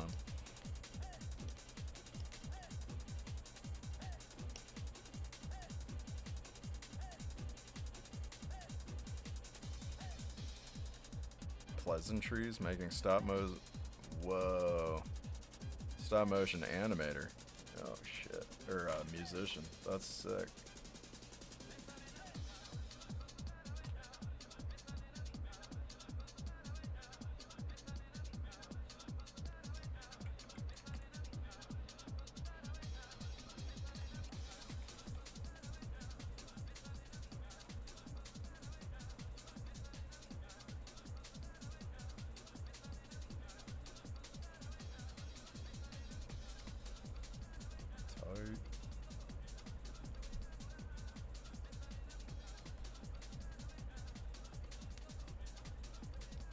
Is there any lore that I can share that isn't a spoiler? Yeah, sure. I mean, it's like, it's kind of a, like, it's all gonna kind of be revealed through the videos, or through the show itself anyway. It's all like, I think it's all there. So, or rather, I mean, it's like, I think all the implications of what's going on are there, so it's like, I feel like if somebody, like, thought about it hard enough, they'd probably figure out what was going on, but, like, yeah, essentially, the city is run by, vampires, the aristocratic elite that run the city are living in the skyscrapers and whatnot. It's essentially,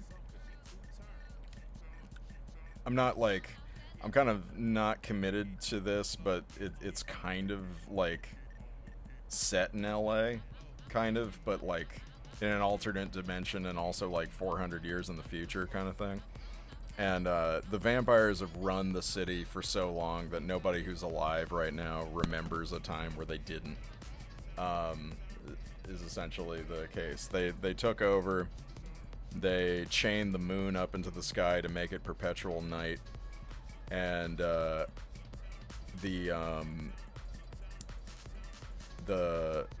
yeah, and like you said, blood is currency. I guess it's technically, they have a blood-backed dollar, like a fiat currency that's like supposedly backed by gold, and that's, you know, just kind of like how people like the world has like humans and all these other, like, you know, species of like creatures, but the humans are kind of needed to keep the blood flow, the blood supply going.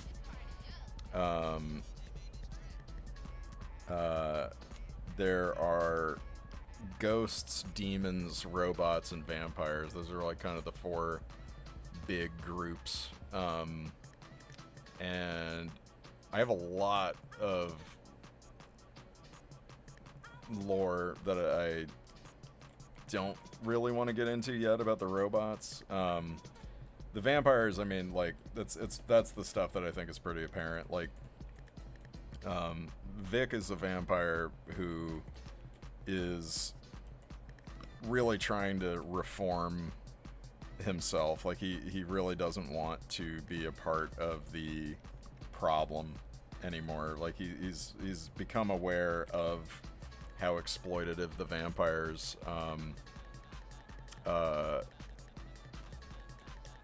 and he's, you know, he's trying to like fight against that, and he's given up drinking blood as a result, which I think has been done before. I think that's like isn't that Twilight?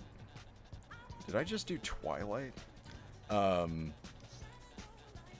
cyberpunk Twilight. That's my niche. But yeah, that's a decent chunk. A lot of the humans in this world are also wizards. A lot of my decisions on like who lives in this world are truly it's just like, what do I think would be cool to have in this, and have kind of like an everything but the kitchen sink kind of approach.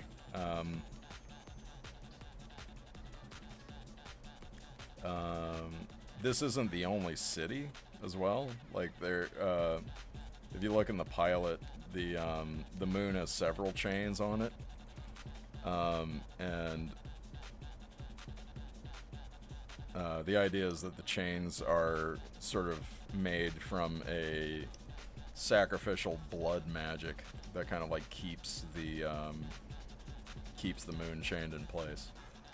And I don't know if Melanie's still here, but she's a friend of mine who helped me like come up with some of the lore, and we ended up arriving at the conclusion that this has to be a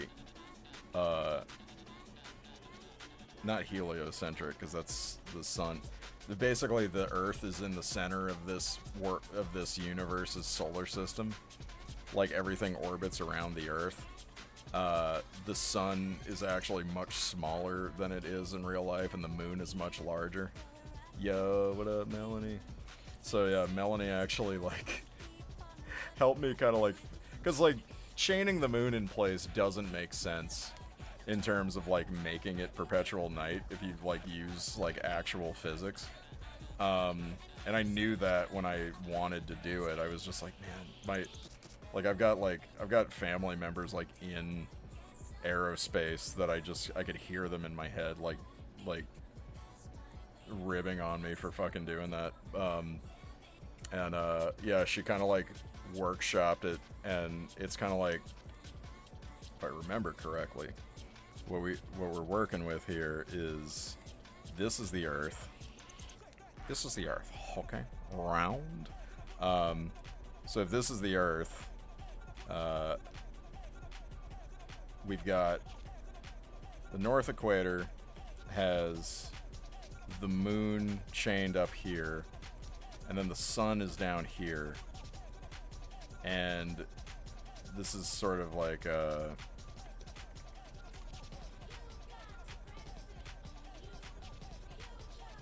so the northern hemisphere is essentially like locked the moon into perpetual night.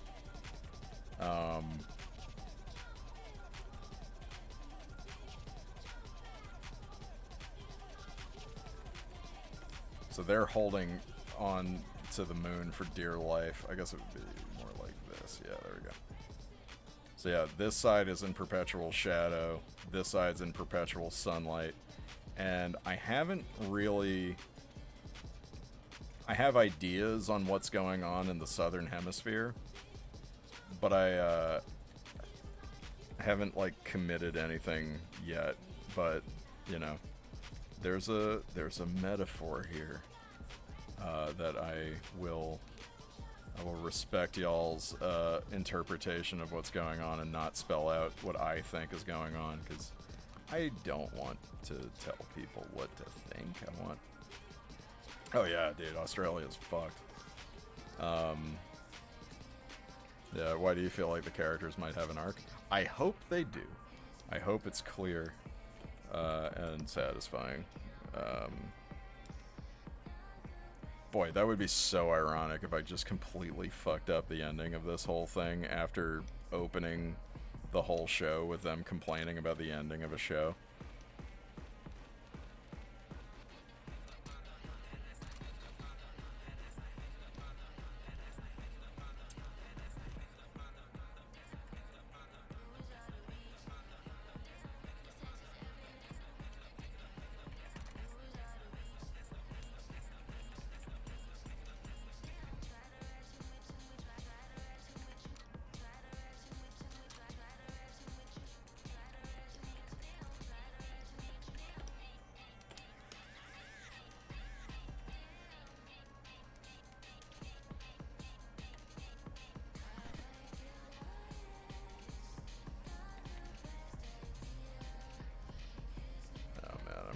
Copyright struck for this song.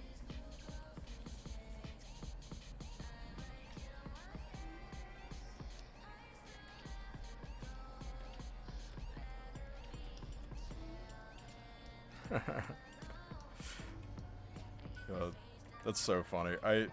I love how everybody has a different theory on what show I'm talking about. I will never say what show it is. No one's ever guessed properly or guessed correctly, and I don't think they have to, because it was so funny watching everybody chime in on what they thought. Honestly, it was kind of great, because it was like the comment section on that first video is almost like it's almost like a PSA warning people what shows not to get too invested in. Everybody was like, "Are you talking about Stranger Things?" And I was like, "Oh, okay, so I guess that ending sucked." "You're talking about Game of Thrones, aren't you?" "No, but good guess."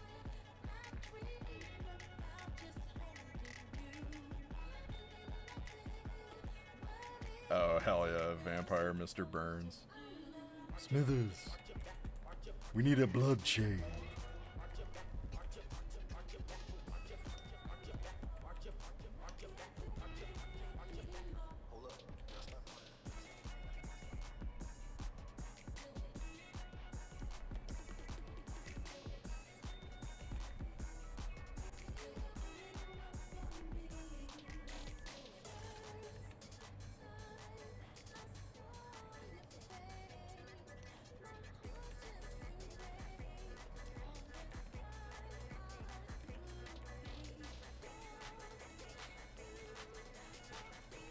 The funniest thing about the lore to me is how little of it I actually have figured out.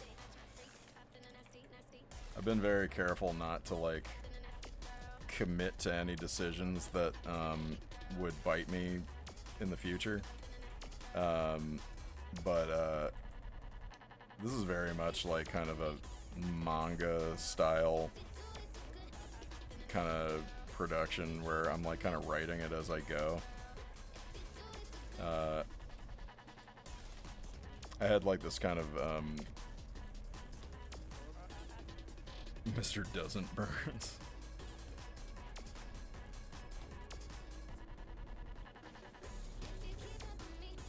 Fuck was I saying?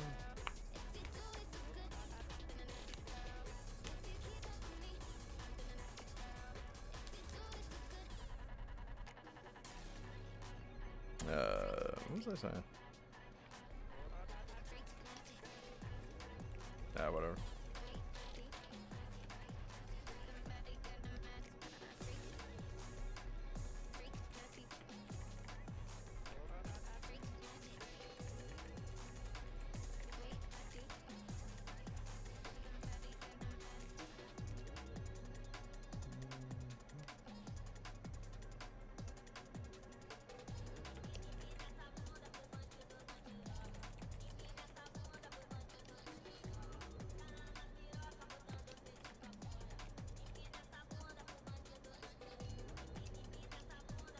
Reaching your 30s is coming to the realization that when you lose your train of thought, you're better off letting it go.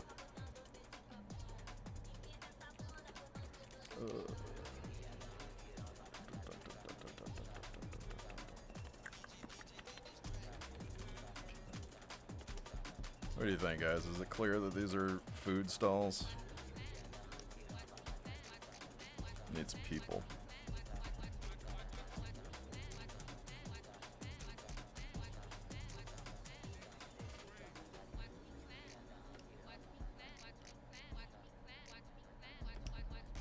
Hot take. This summer is gonna be fucking bullshit. Oh, writing as I go. Yeah, I came into this like with a lot of really strong opinions about very specific parts of the lore, and everything else is like kind of a blank, fuzzy, vague notion that I have that I'm gonna have to like kind of build the parachute as I'm falling. But I think there's something kind of like exciting about that in like an ADHD kind of way, because it means I gotta like, I don't know, it's making me like feel this extra pressure to like stick the landing that I kind of think I actually kind of benefit from. It's almost like the opposite of stage fright.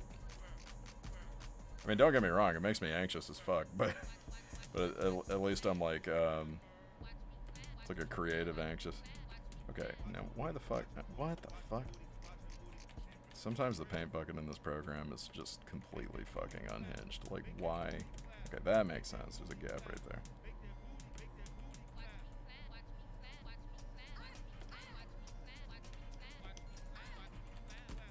Alright.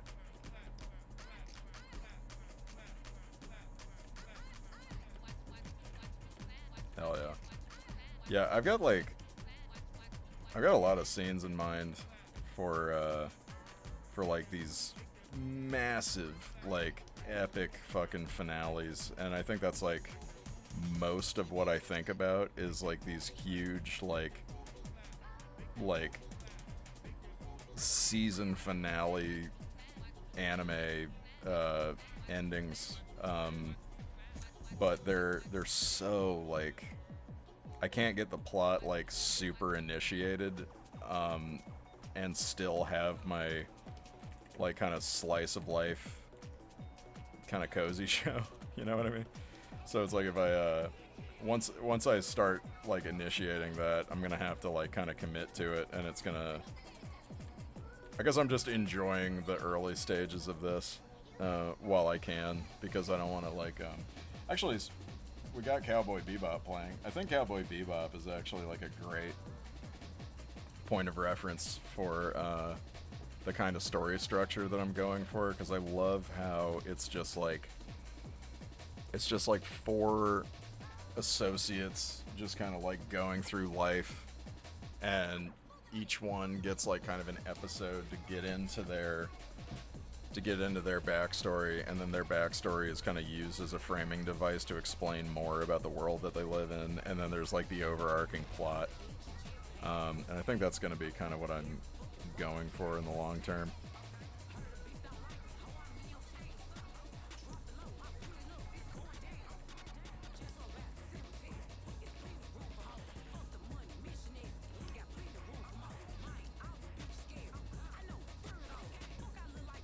Anyway, ko-fi.com/Capsule.Ghost if you want to help me make my ludicrous vision a reality.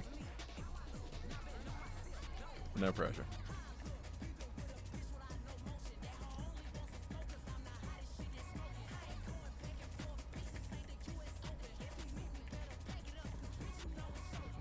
Oh, this train has like stupid little teeth.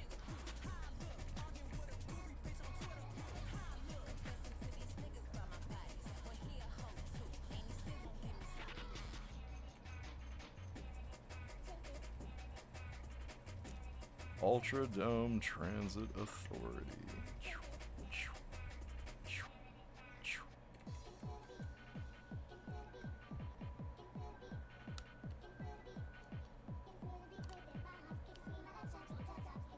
Simulator by Skullmug. Check that out, man. You guys put me onto the... Y'all are like my ears to the ground on the cool indie shit.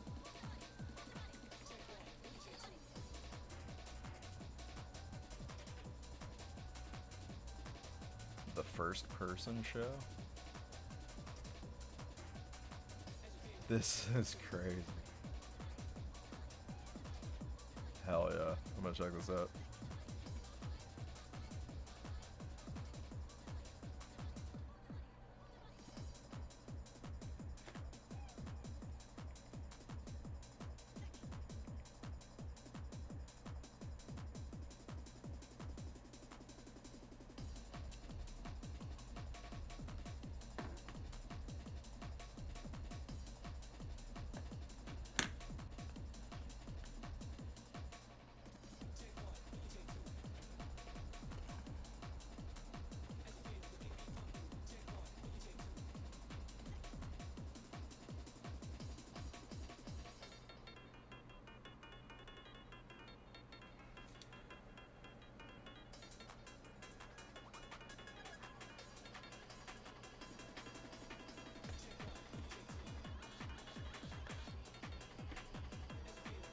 God dang. The sun, she angry. I am right by the AC, and it is not doing anything. Alright, let's try putting a... Oh wait, no, we gotta put some people in this motherfucker.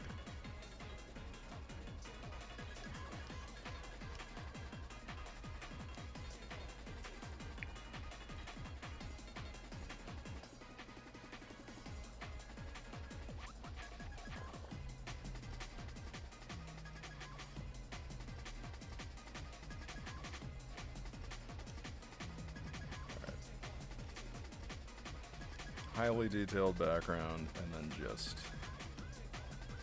blob people. That's what we do here.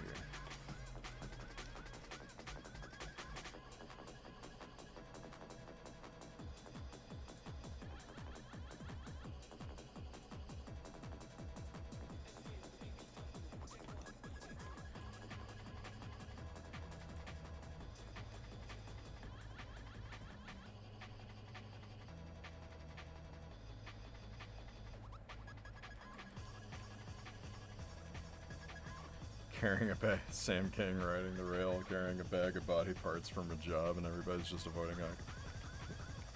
Hell yeah.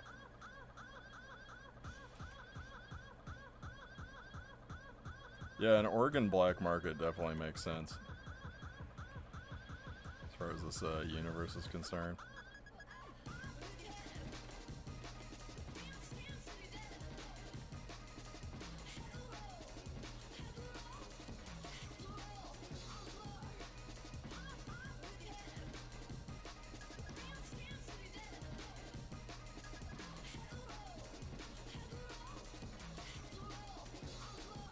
Check the reference photo and see if the scale looks right.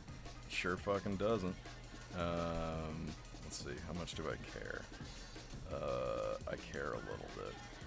Maybe fucking... Okay, let's take this and this and let's try shrinking it down a bit. Nope, forgot something.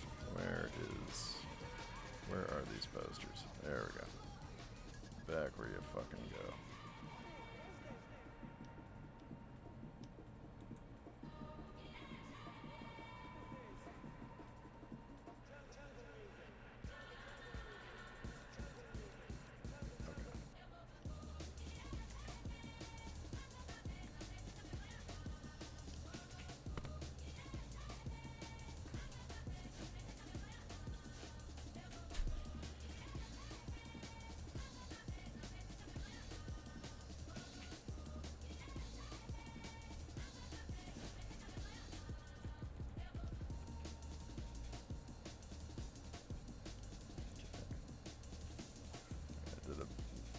Took everything and shrunk it. Let's see how that looks. Yeah, it's fine. Now I can shrink these people. Oh yeah, okay. That's looking a lot better. They're a little big for the tunnel.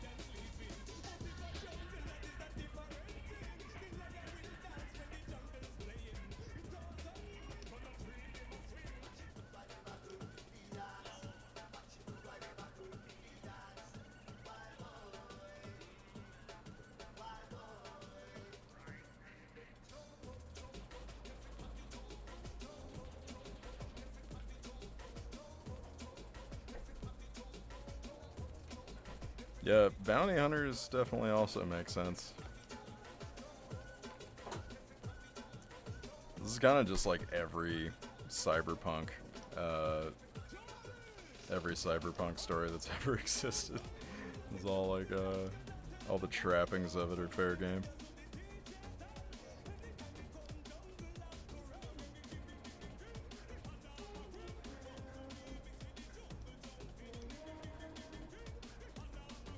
Cyberpunk movie about organ harvesting that really disturbed me was Repo.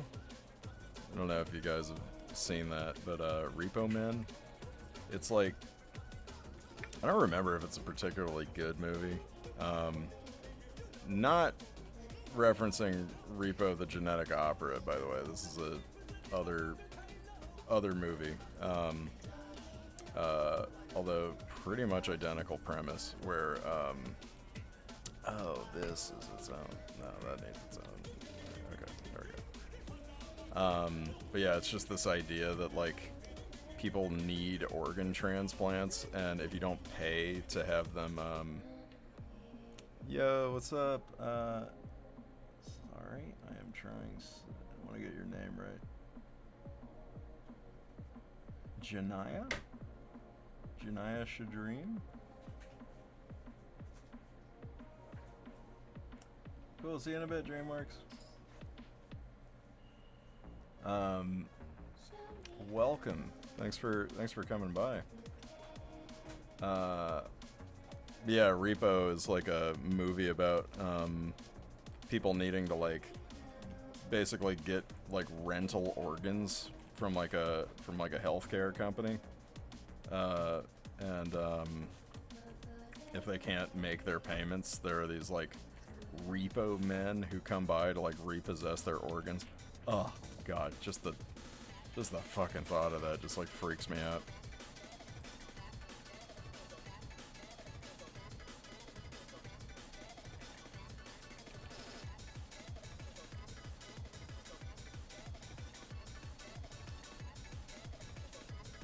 Yeah, but where does Sam get the organs? That's my question.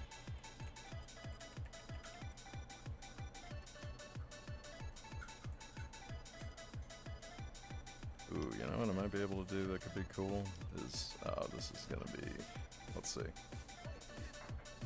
So the idea in this shot is that I'm gonna be able to take this, this monorail, and I wanna like, yeah, that'll work.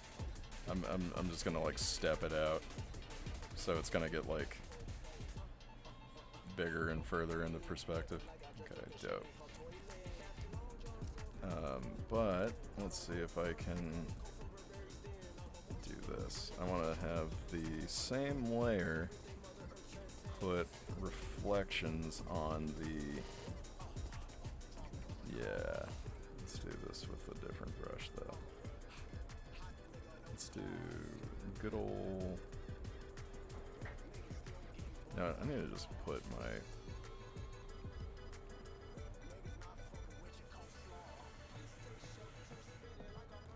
I need to get my soft brush and put it up higher.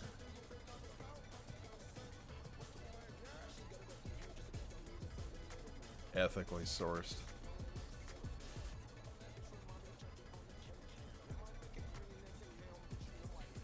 That is fair. That is fair. Ethical is a sliding scale, and maybe it's like a Robin Hood situation. Under capitalism, you have the freedom to choose which conglomerate harvests your organs. Yeah. Listen, this is a Coca-Cola household. They can come harvest my kidneys if they want to, as long as it's not fucking Pepsi.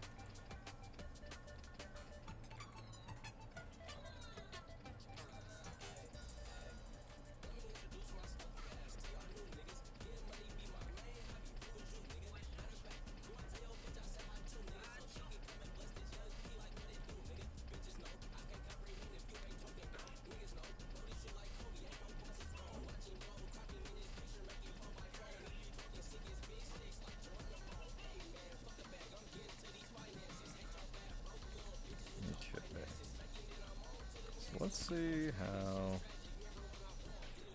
this looks. I'm throwing these like highlights on the same layer that the train's color is on.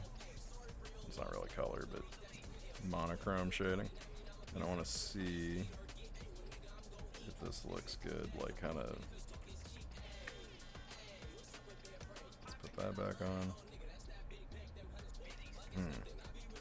It's big enough? Look at that. It's more like, I like the idea of it being like separate windows, but it's getting kind of busy. Welcome to the Capsule Ghost mumbling to themselves while futzing with lighting podcast. Demon ethics. Although in my world, I will say one big thing is that, like,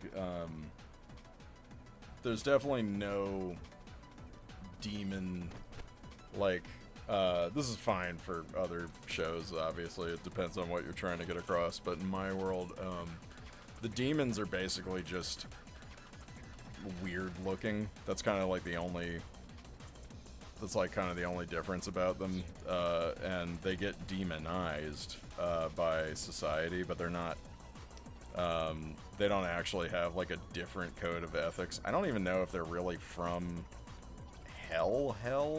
I haven't really, like, I gotta do some time working out the demon lore.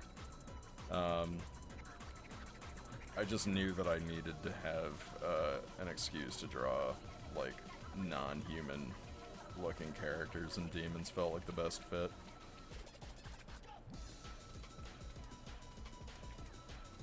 Alright, let's see how this looks. Okay. Alright, so if I shrink this down, does it look like it's casting the right lighting? It's kinda, looks kinda butt. Let's just do the one soft shading. Let's try that.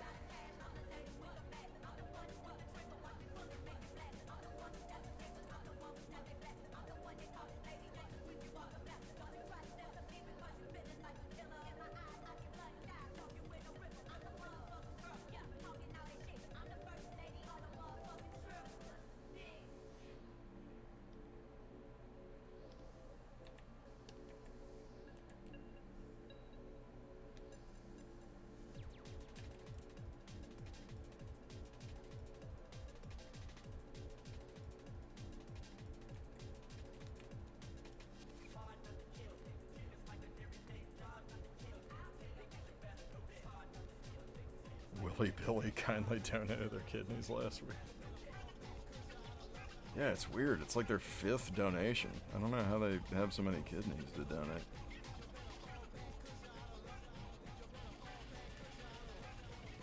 Jacket from Hotline Miami. I gotta get further into Hotline Miami. I got stuck on this, like, one level, where, like, there's a, hell yeah, NOLA bounce. There's like a level where you, there's like a door here, and then there's like this motherfucker on the other side of like a glass wall that you have to like run past, and then there's like a door at the end of the hallway, and like as soon as you get here, this motherfucker just like shoots you like straight through the fucking glass wall. And I am just trash, and I can't get past it. So I'm gonna try again. You can see how invested I got because of how well I remember the layout.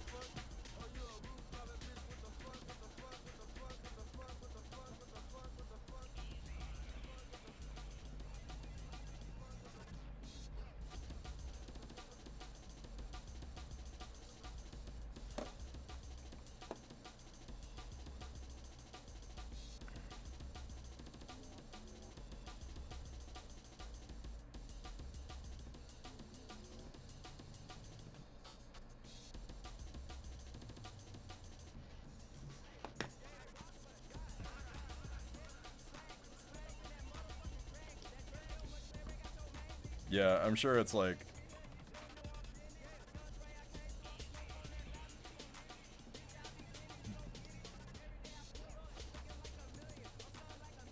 I'm sure that that level is something that most of the diehard fans didn't even struggle with. I'm just uniquely ass at some of the more hardcore games. There's a lot of games I really wish I could get into, but the difficulty curve honestly just like makes it kind of a no-go. Unfortunate. I truly need to just get good.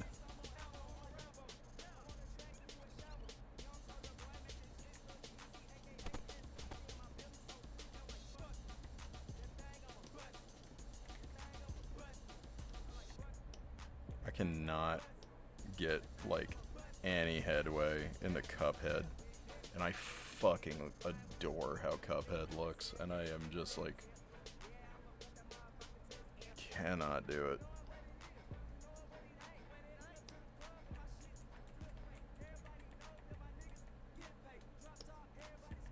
We are all uniquely acid games, yeah.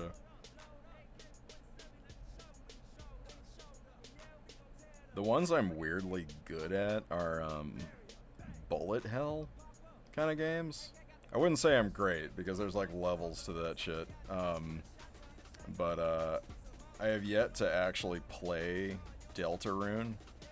But my friend was like coming over to get me to help with the secret bosses because of just how fucking hard they were. And I really dig that kind of game. Like the fight scenes in like Undertale are like super up my fucking alley. I never did a genocide run though, so I've never fought Sans. I wonder if I'd be able to hold my own against that, but I refuse to do a genocide run. I care about those characters way too much. That was kind of a bummer, because like I feel like a lot of the content behind the game got locked behind the morality gimmick, and I'm just like, I can't fucking kill these guys, what the fuck?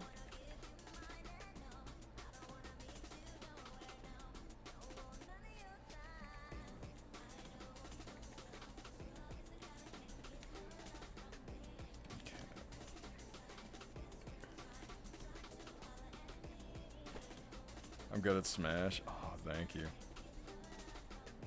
You're pretty good at Smash. I'm okay at... okay, yeah, I'm good at Smash. The way in which I'm good at Smash is very, like, funny, though, because I'm not, like, I'm very, like, you know this, obviously, but it just... yeah, I'm just like super reactive. I don't really like, I guess I can get into like kind of head games and stuff, but as far as like the actual like technical side of Smash, I'm not the most well versed. I definitely don't know a lot of my setups.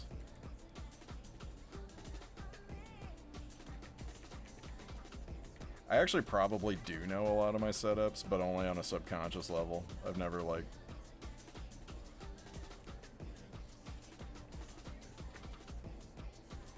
browser-based training tools for the Sans fights. Really? Oh, shit. That would be dope. Yeah, I'd be super down.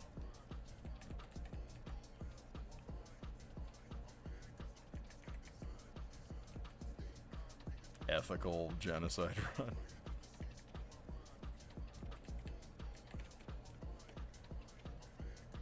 Did y'all ever see the band or the musicians at the Vatican play the Undertale theme song for the old Pope?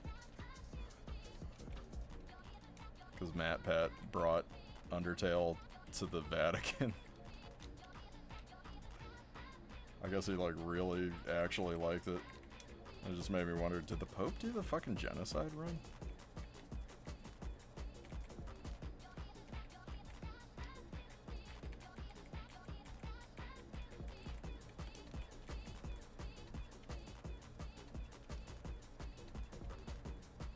Your papacy, what are you doing? Let them perish. Your Holiness, no, stop! I must hear Megalovania. It isn't enough to play the stream on YouTube.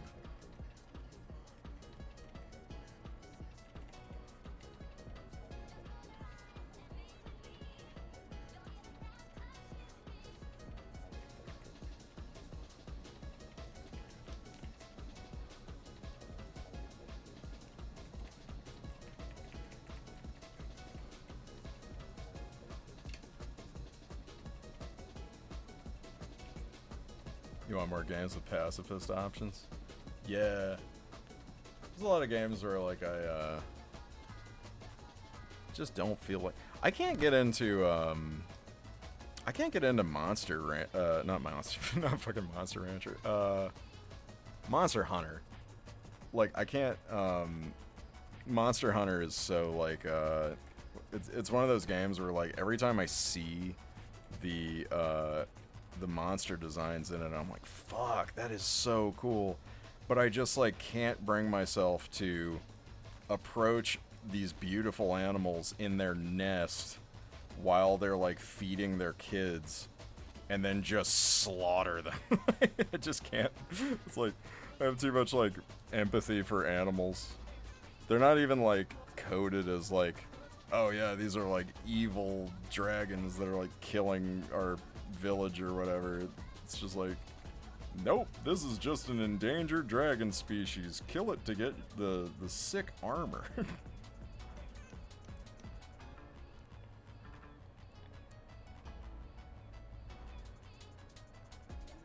Oh, no worries, American. I'm glad you're still here. I have, oh, thank you. I have superhuman reaction time. There are situations where I should be in checkmate and I just somehow go on the offense and win the interaction. I appreciate that. Man, I'd love to stream Smash with you at some point. I know we have to do it in person because the netcode is atrocious. So we should definitely do that. Everybody, if anybody is into fighting games and likes watching them play at a really high level, you guys should check out Melanie6P on Twitch. She's got this really cool stream setup that she's working on where she can essentially like populate like a tournament bracket in pretty much any game that has a lobby. She's made this like really cool piece of software where you can just like, all it takes is like once enough people have joined the tournament, it just starts, and it's like a self-seeding, self-maintaining. Well, I guess she's got to do a little bit of maintenance, but basically it just really streamlines the tournament process, and it's so cool. And there's a fishing mini game because she's awesome. Yeah, check out Melanie6P on Twitch.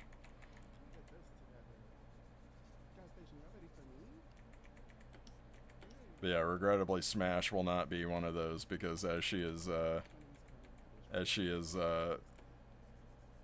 demonstrated, the netcode is absolute shit.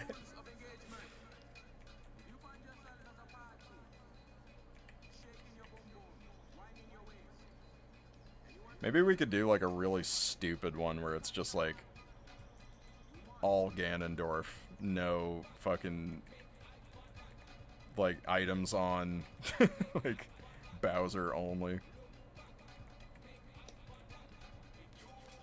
Who's on the top of the fucking Wi-Fi tier list in Smash Brothers?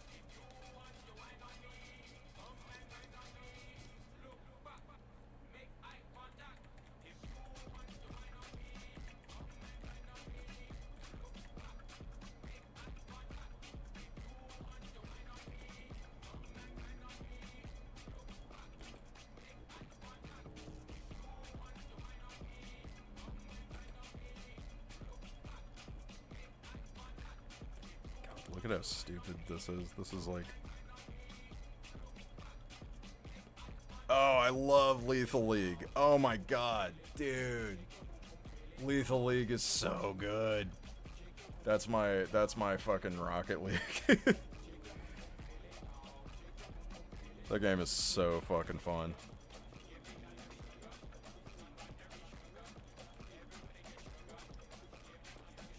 Which villain is the safest, Bowser or Thanos? Probably Bowser. I mean, with Thanos, I guess it's actually like a 50-50 split whether or not you're safe near him.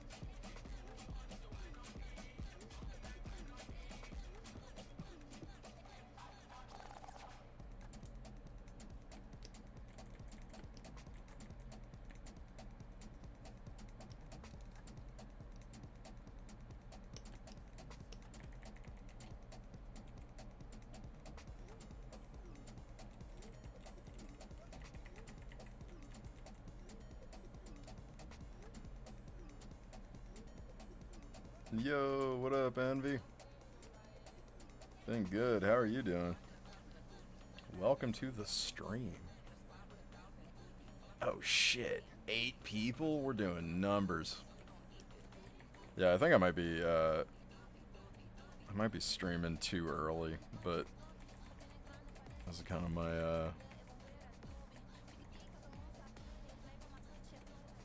it's kind of the do you guys tend to watch streams mostly like after work or after school or something? Because I start kind of early, but I might be like missing a lot of people's like window. Oh, thank you so much. I'd love to see your poster when you're done. You should drop it in the community tab.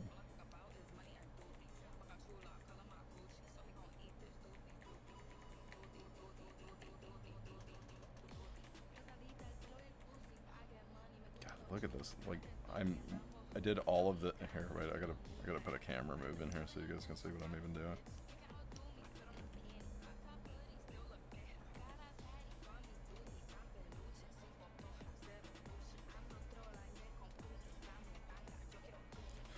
Wait a minute. Can I do this? Let's see. Okay, so there's like, so I can set. Maybe I can do a camera move in 2-point perspective. Okay, so we're gonna shrink this down.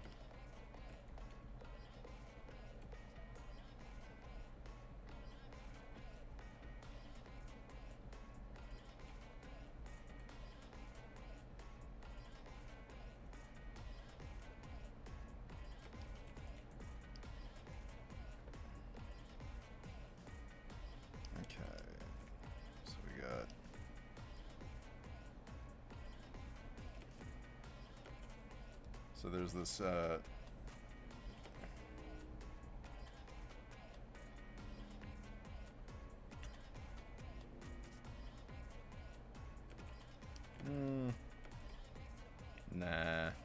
it's gonna be too much.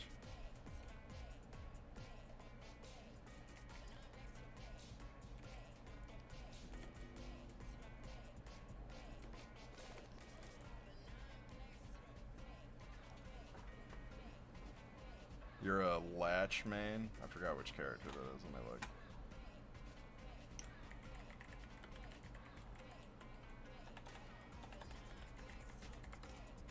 Yeah, I'm a huge oh yeah, Latch is sick. I play Latch. I play Doombox a lot. Doombox is my guy. God damn, dude. I fucking love Team Reptile. This is the same team that did Bomb Rush Cyberpunk, and I'm so fucking hyped for Hyperpunk. Like, yeah, actually, if I think the kind of like the more like high skill floor sort of genre that I'm like really into is any like 3D platformer game with lots of schmovement. I love Penny's big breakout. The Sonic Mania team's like 3D indie game that they made. That game has like some of the craziest fucking movement options. Mario Odyssey's got some great ones. Yeah, I love a game where you gotta like, where you can put in enough like hours, you just really get to like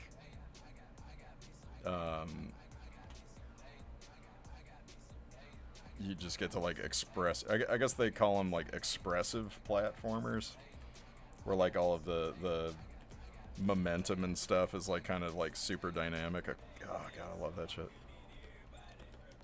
All right.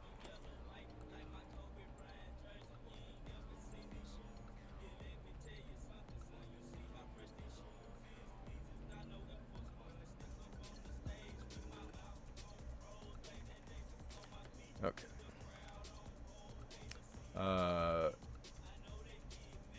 You're glad you're not on deadlock? What's deadlock?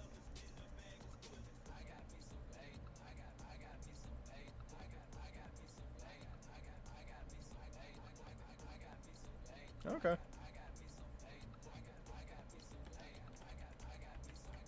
Yeah, you guys are all pretty regular. Okay.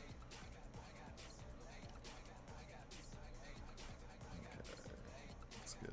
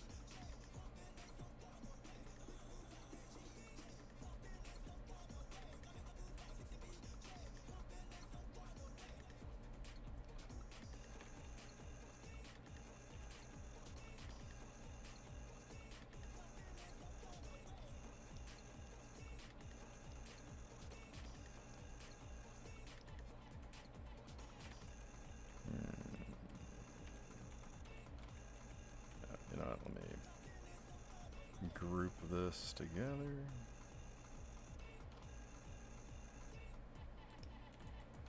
Latch's skin is teal and black like your next persona. That's cool.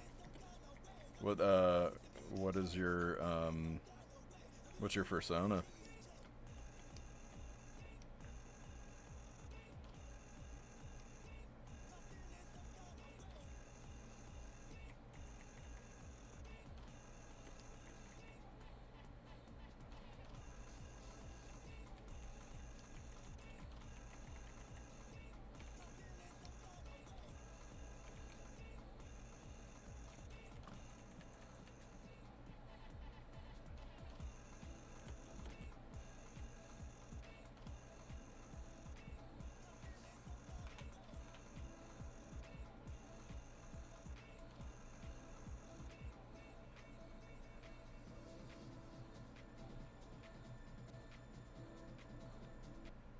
Put on some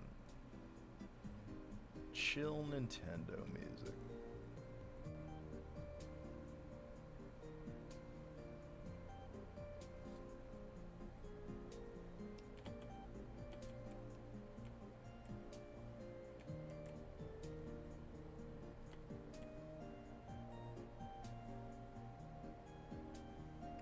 Yeah, I was just thinking that switching to a new persona seems like kind of it's a pretty big step, huh?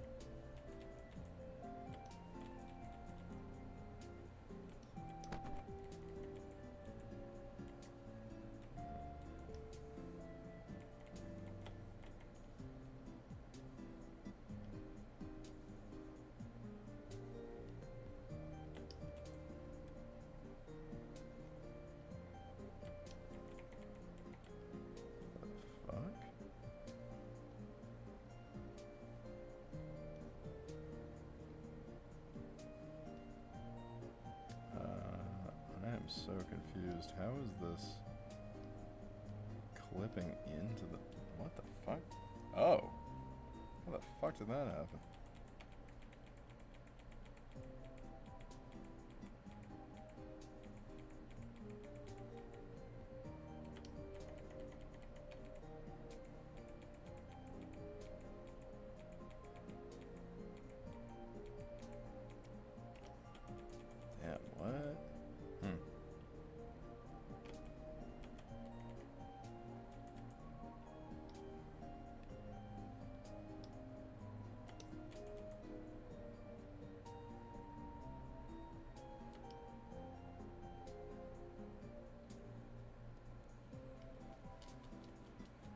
Okay, cool. See you later, American.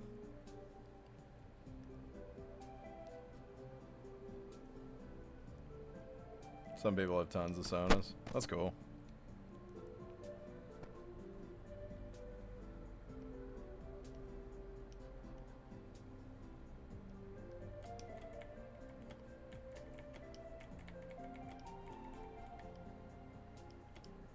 Yeah, I never could.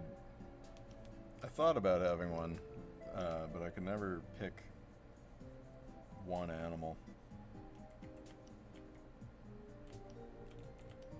If I were to, it'd probably be one of those folks with a bunch of them.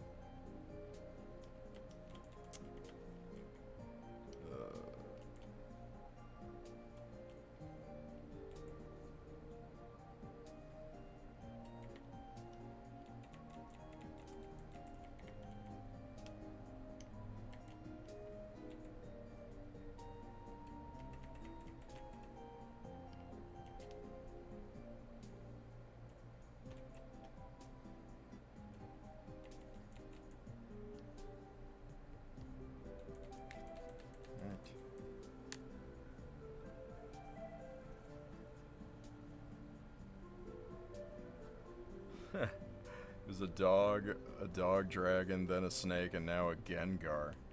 Just straight up a Gengar. That's fucking sick. There was a website that was going around that was like ranking, it was like ranking Pokemon based on their popularity from like one generation to the next. And apparently Gengar is the most popular Pokemon in Gen 1. Which, I guess I just would have assumed it was Pikachu. I mean, Pikachu wasn't that far behind, but actually kind of surprised me. Gengar's my boy.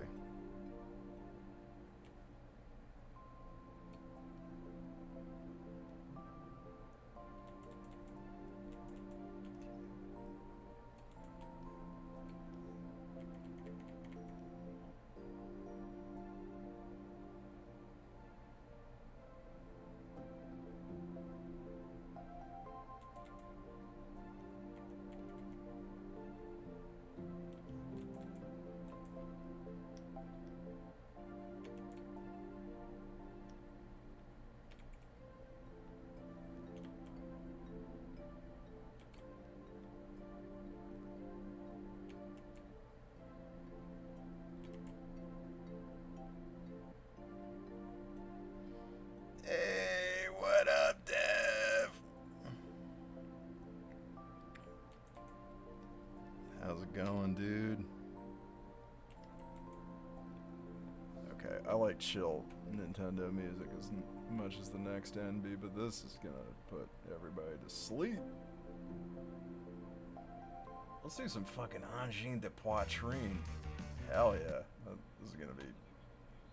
Do you guys know these, know this band? Wait, I can show this. Hold on.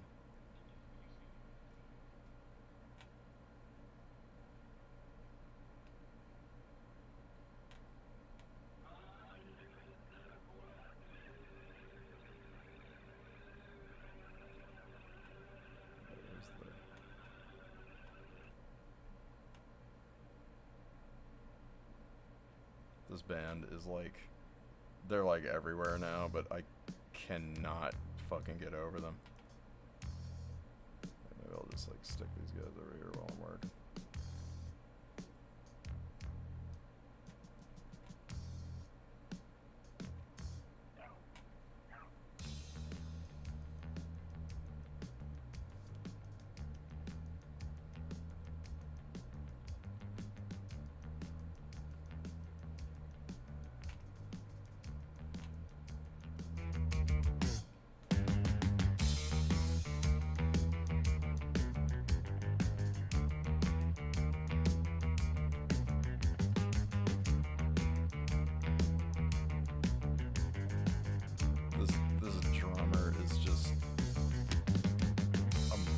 So demented, like you can see his eyes like through the mouth on his mask.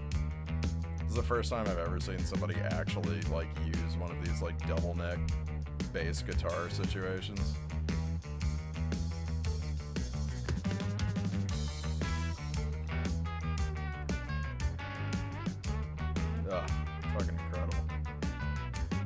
Everything's like just so wonky and fucking. Ugh.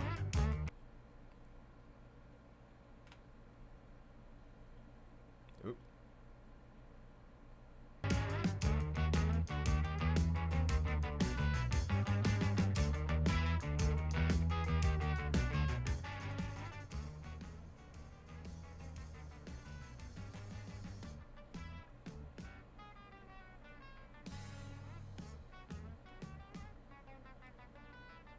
Yeah, psycho French Canadian. Sorry, I couldn't see the chat at the same time. Escaped work, about to start some dinner with the stream. Hell yeah. What are we eating? What are you cooking me? Kleck and Ken, is that their names? Yo, what's up, DreamWorks? Yeah, no, they're incredible. I wanted to see them live when they came out to LA, but like the tickets were getting scalped for like fucking hundreds of dollars. It was like insane.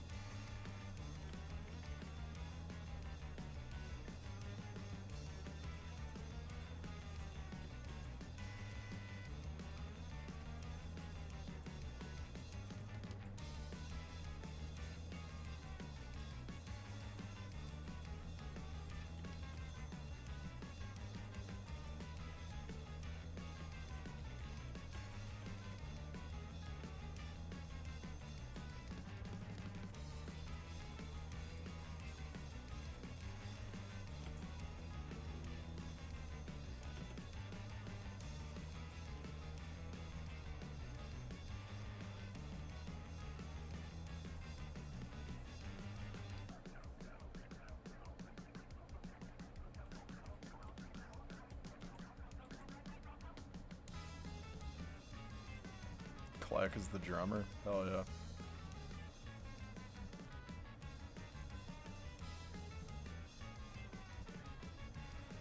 We're getting greens with a cucumber salad, carrots, and green goddess dressing to counteract that healthy bullshit. A double cheeseburger and fries. Fuck yeah. Oh, that's so funny. This is my kale smoothie with arugula, and yeah, right on top of that, just a big ass, like, just a whole stick of butter. Just fuck all that shit.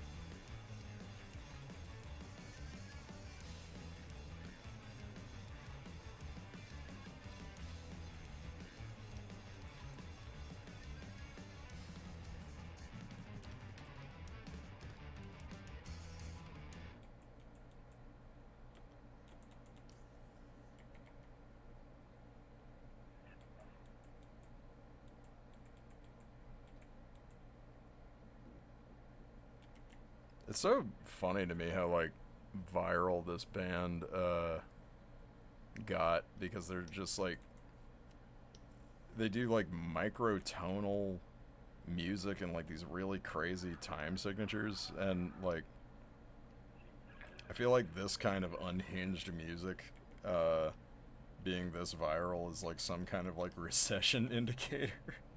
I'm like, what the fuck is going on that everybody is like into this like fucking crazy ass band?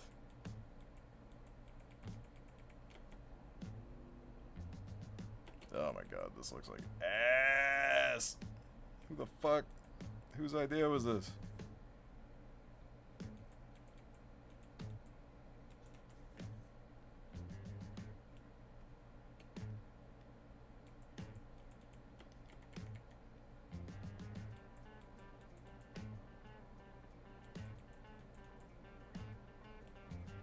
That's just not big enough.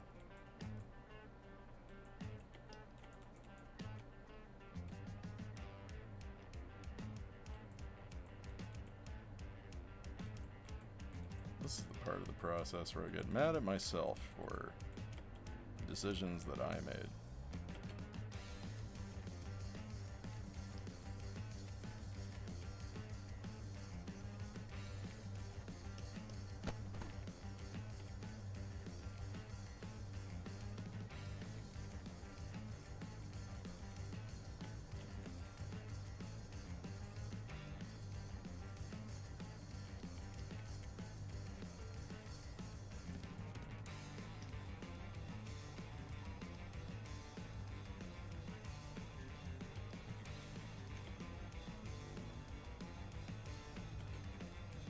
Yeah. I have bad news, guys. This forced perspective shit just isn't working. Aw, man, I gotta fucking actually bust out the fucking perspective tool. Why do I do this?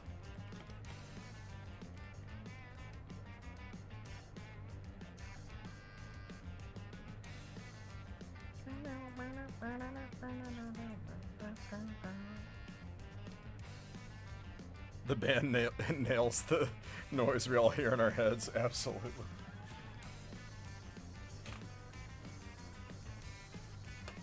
You're still on your diet and the things you would do for a cheeseburger. Yeah, oof. Couldn't be me, unfortunately. Every time I try to diet, I like just rebel against myself.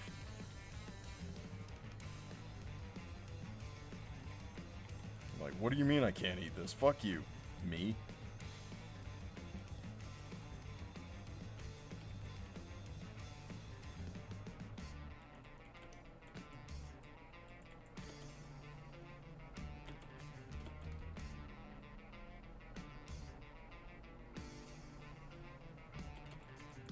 All right.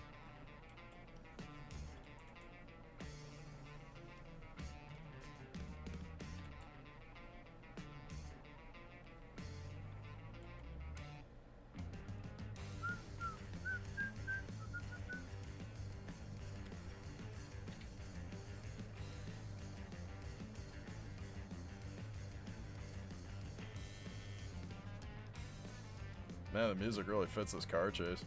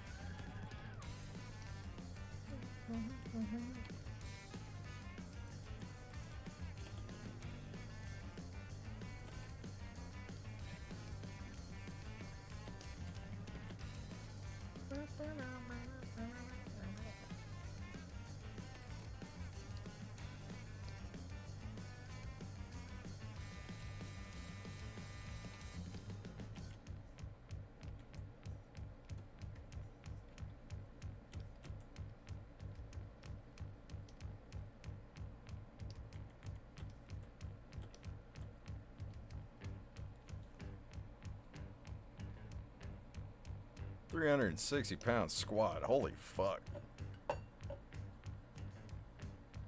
It's crazy. It's crazy to me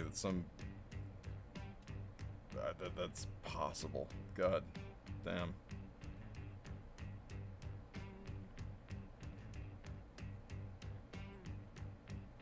Sorry, one sec.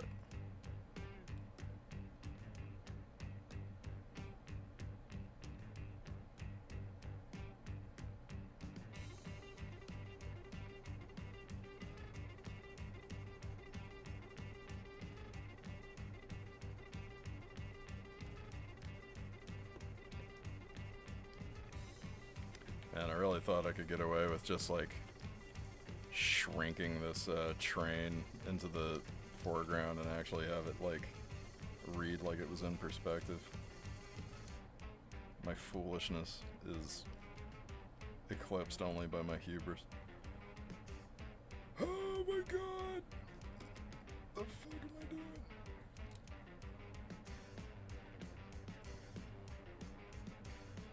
900 fucking pounds. Oh my god. I mean, why? No, I'm joking.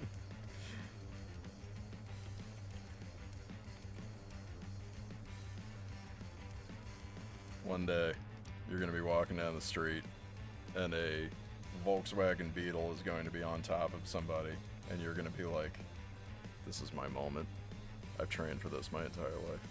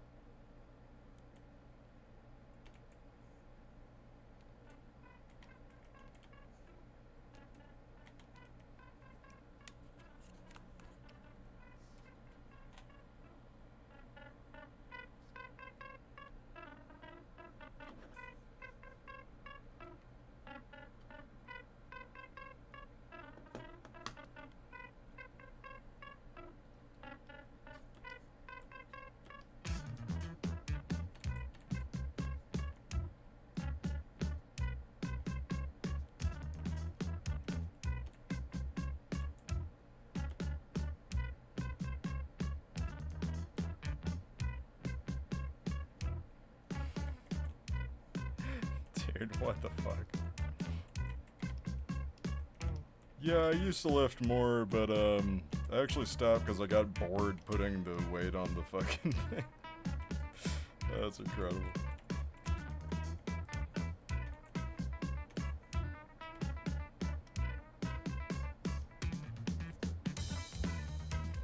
Man, meanwhile, I'm over here doing like a set of 10 reps on a fucking 25-pound dumbbell. Like, woo!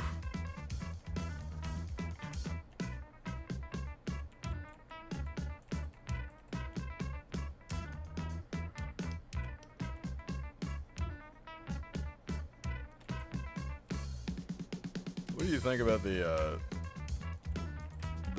protein fucking epidemic that seems to be like sweeping the nation? Do you think we all don't get enough protein? I feel like you're one of the people who would actually like need that amount of protein, but I just like I'm seeing it in like everything, and it's like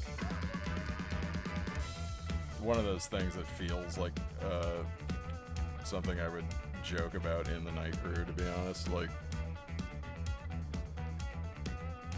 it's like odd to see like one specific macronutrient taking over like public consciousness.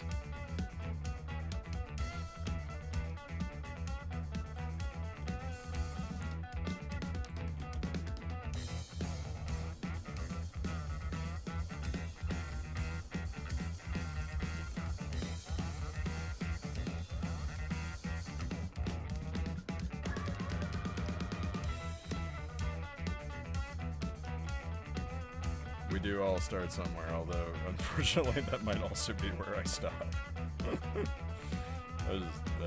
I can't. I do enough exercise to like maintain my body, but I just kind of I don't have the I feel like I just don't have the pain tolerance to kind of push past my discomfort. I saw my my buddy is Michael is pretty jacked, and he I saw his workout regimen and I just got tired looking at it.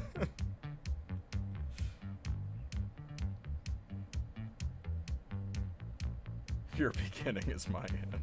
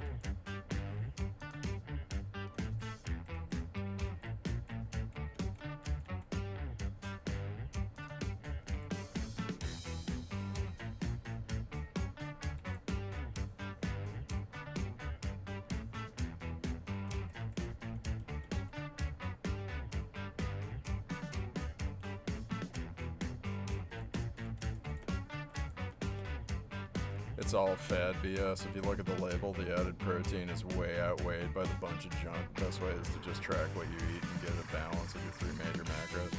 Okay, yeah, that's kind of what I thought. I saw like a bag of like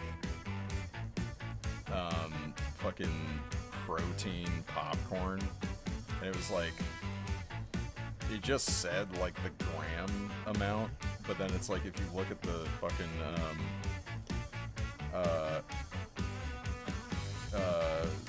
serving size on the bag, it was like you just had to eat the whole bag in order to get like, it said something like 10 grams of protein, and it's like, yeah, if you eat this whole thing, like, it's not even that impressive.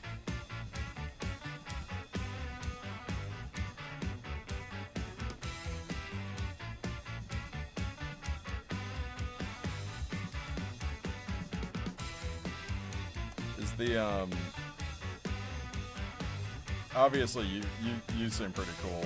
I'm not trying to paint with a broad brush or anything, but I'm just kind of curious. Is the bodybuilding community kind of is it sort of inundated with like kind of clavicular adjacent, like kind of like looks maxer shit, where you're in your scene, or are you like running into a lot of that stuff? This is how like not in the gym I am. I'm like not even sure if this is like, well, actually it still could be a problem at my gym. I just don't talk to anybody.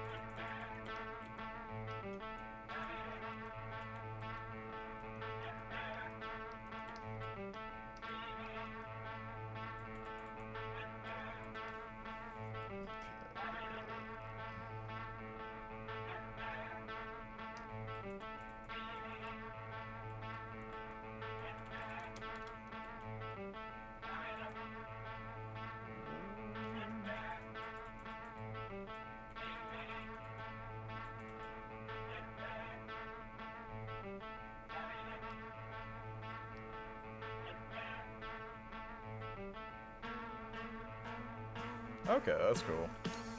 Yeah, go figure. The furry version of like any community is gonna be more chill.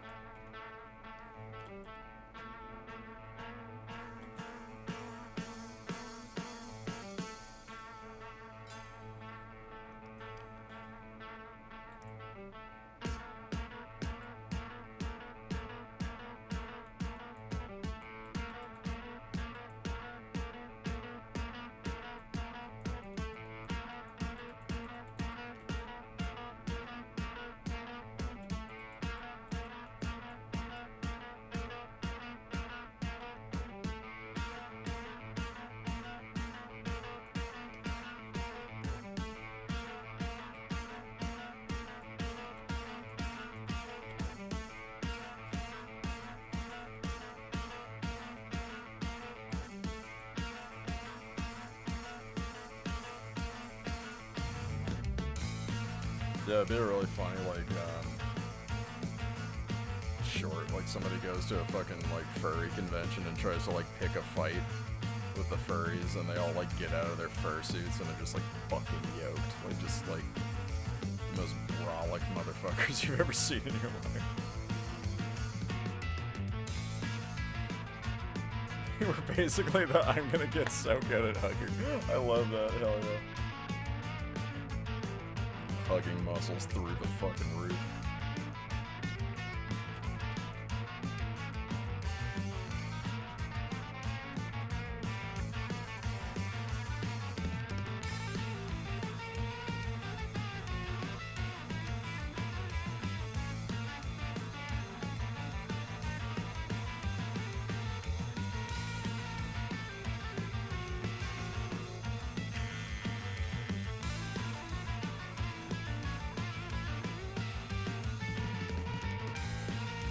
Walking up like the cowboys in the Primus video, yeah. What's that meme of the like the super jack dude with the traps like out like wider than the door, and he just like rips the door off of his hinges while he like walks in.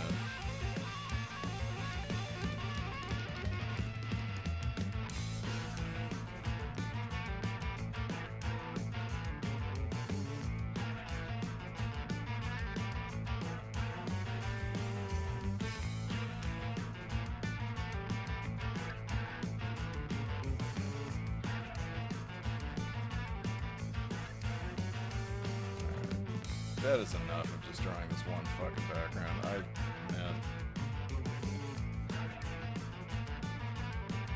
Oh, sorry, y'all. I'm like playing 2 songs at once instead of doing that. Alright.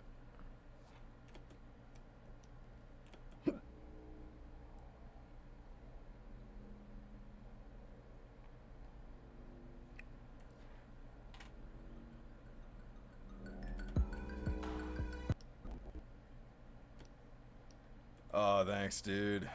I greatly appreciate it. They are... I mean, a lot of them are just, like, photos that I traced, and then, my friend Melanie made a lot of cool, like, 3D assets. There's, like, this, like, giant looming building that's, like, kind of a feature of the city. Sorry, one sec.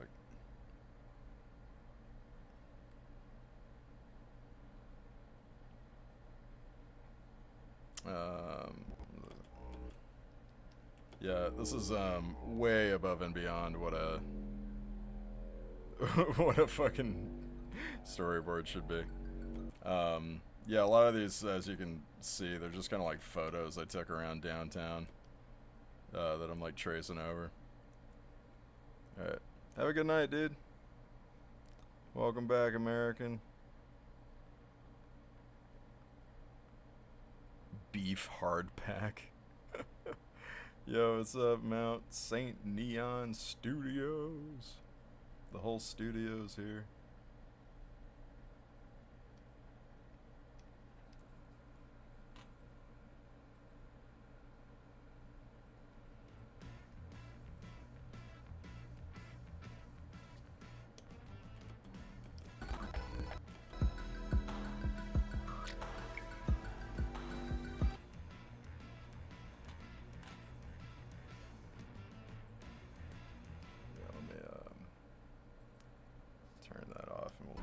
Through what we got so far.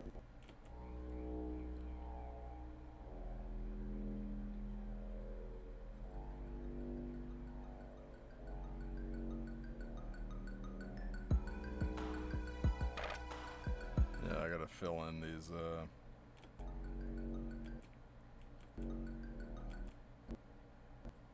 I gotta fill in some more areas. I don't actually know if I'm gonna use some of this.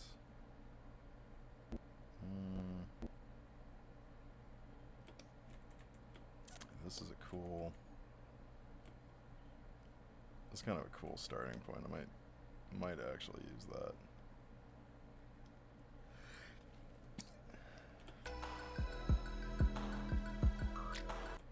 So I'm gonna give this like a.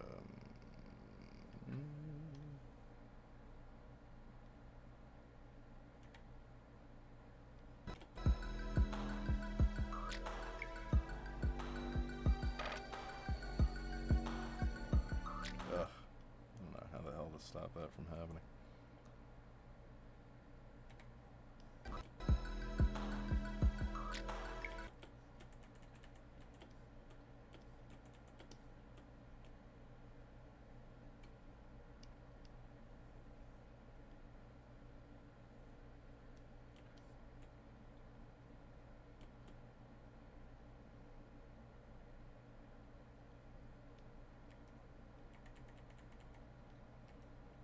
this is like the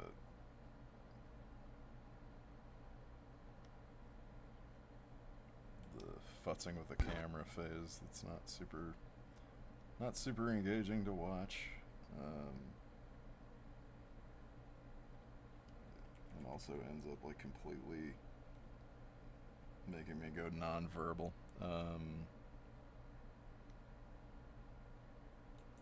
No, not all of the fucking camera keyframes. Why the fuck would you do that?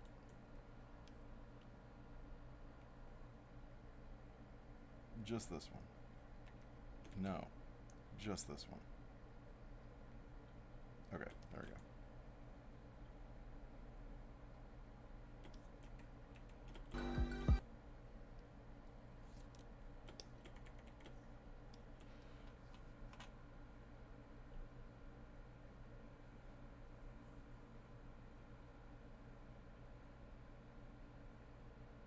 You getting your ass kicked by a layout? What's the what are you working on? Oh, I should actually check out your channel. I think I meant to.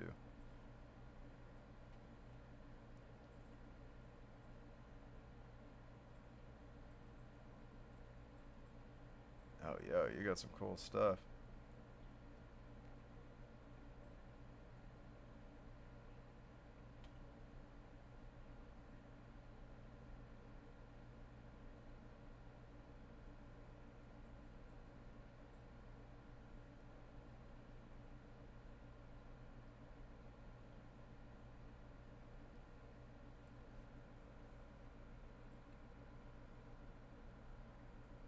Yo, what's up, Emperor?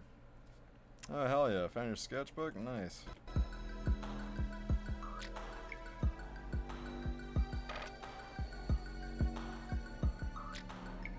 No, that is not the right...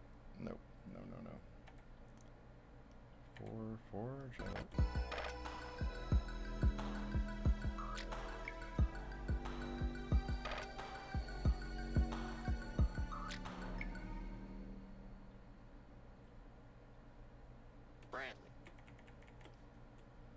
Yeah.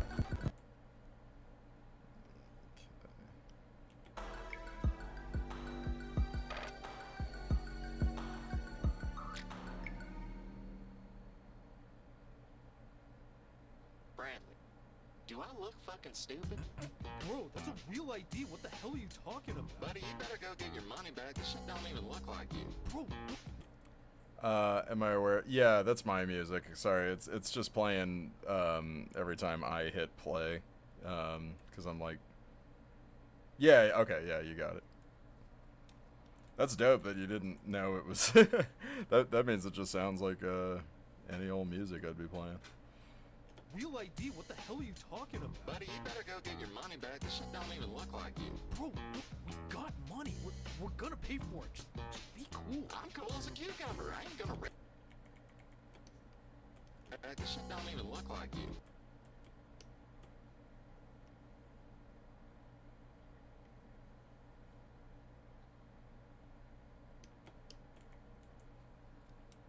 Bro.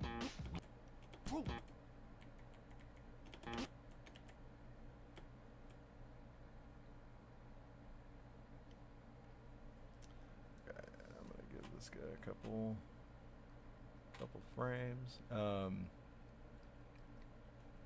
Let's put some music back on. What do we want here? Let's do.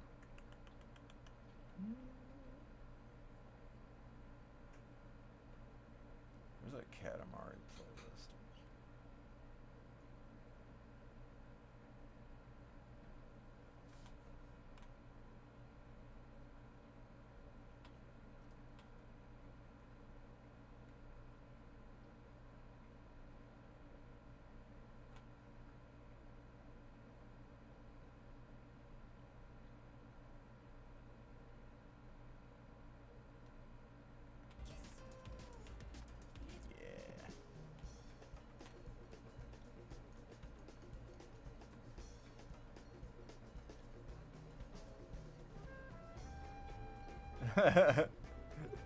You better get your money back. This shit don't even look like you. We got money.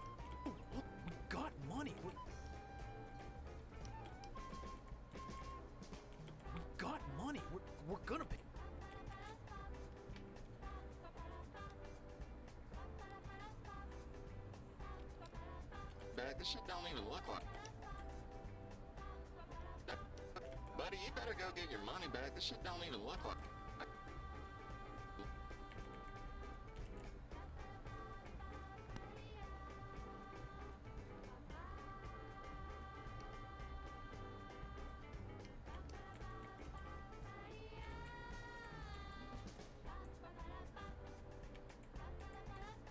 Bro, look. Bro, look.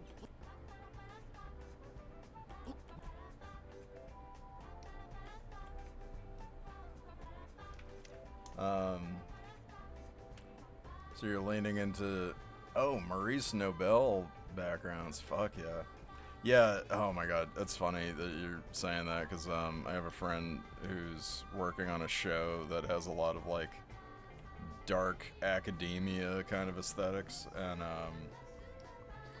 she was just going off about how much she fucking hates bookcases. They're just a total fucking pain.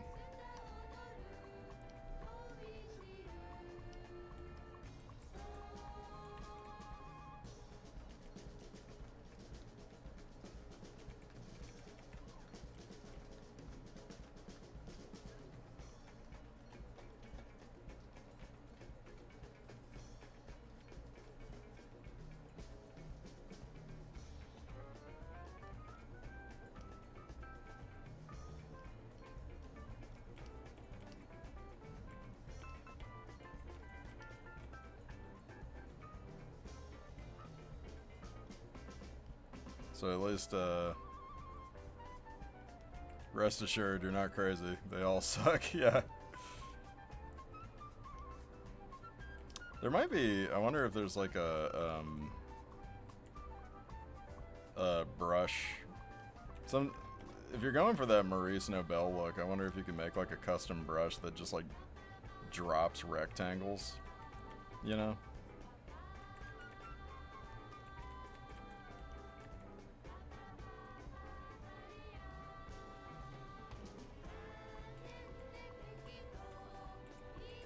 Bro, look, we got it.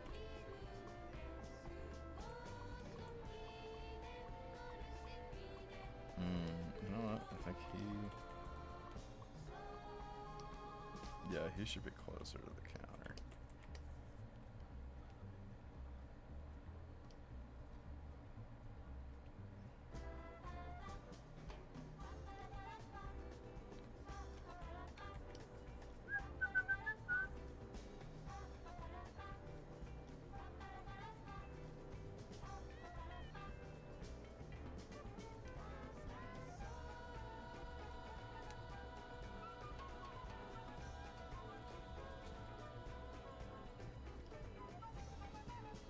Got money. Bro, look. Yep, that's better.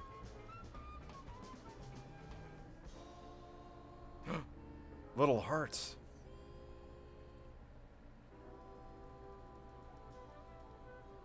My goodness. Oh my god, there's more of them. No! No, what is this? Confetti. No. 100? Laughing emoji. What the fuck?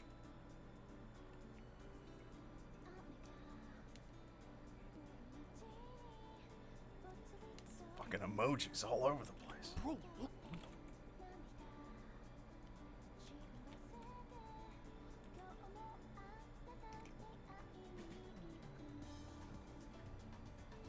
Dear God. They're multiplying. Where the fuck are they all coming from? Reveal yourself.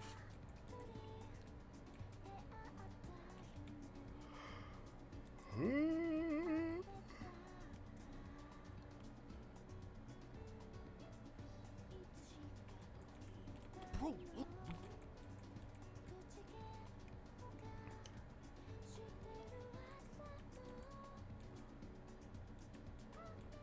Bro, look. We got.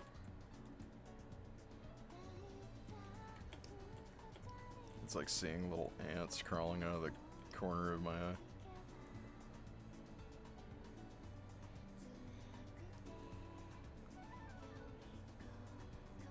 You're doing everything in clip.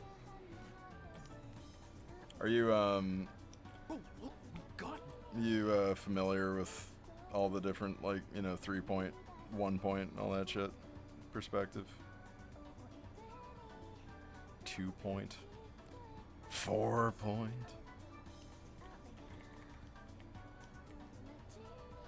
Of course, obviously being familiar also doesn't necessarily mean comfortable. I still kind of have an issue with a lot of that stuff.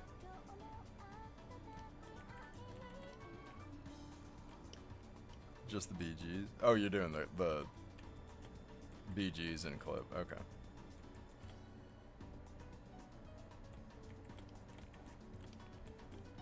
Yeah, I use a lot of photo reference for my stuff, which is my kind of little hack. Yeah, the those rulers are pretty they can be pretty confusing. Are you able to like color code them so that you don't have to like get them like mixed up with your line art?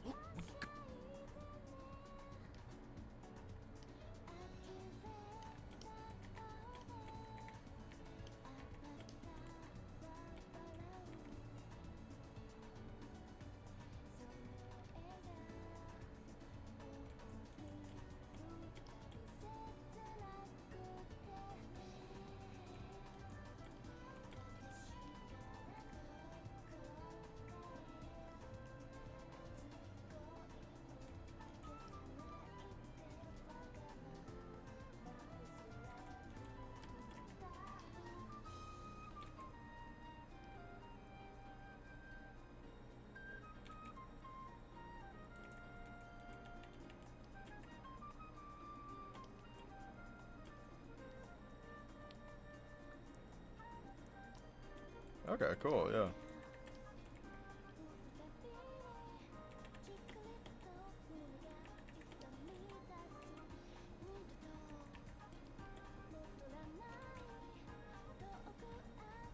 Yeah, it'll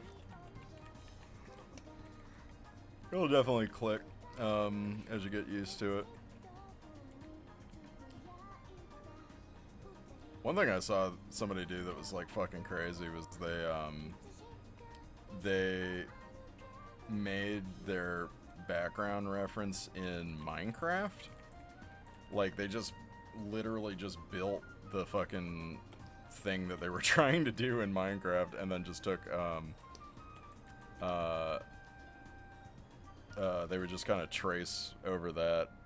More specifically, they gave it's like an indie game a friend of mine is working on, and they gave her like that as reference to like draw backgrounds on top of, and it yeah, it worked out pretty well.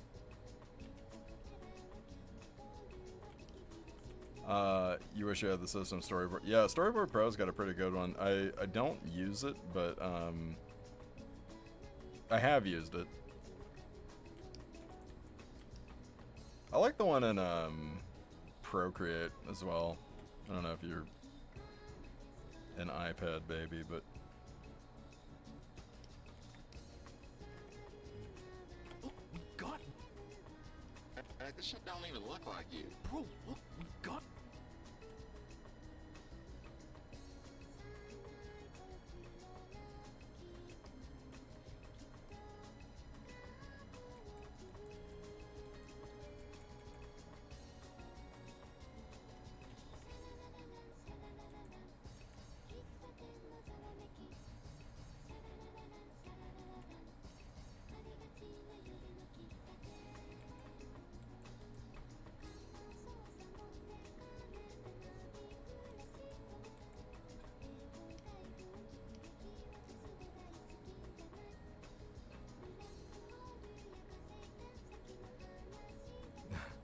I fucking love this episode of Cowboy Bebop, where these old ship mechanics like take an actual like US space shuttle from like the 60s out in outer space. It's so fucking great.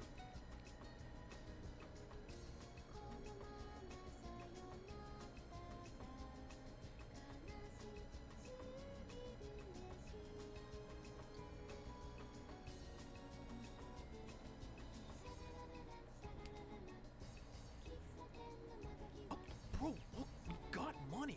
We're gonna. God, is it hot in here or is it just me? What the fuck?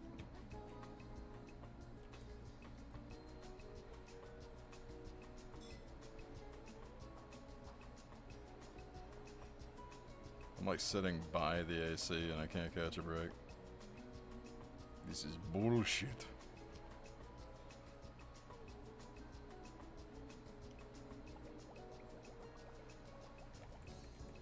Bro, look, we got money. Bro, look, we got.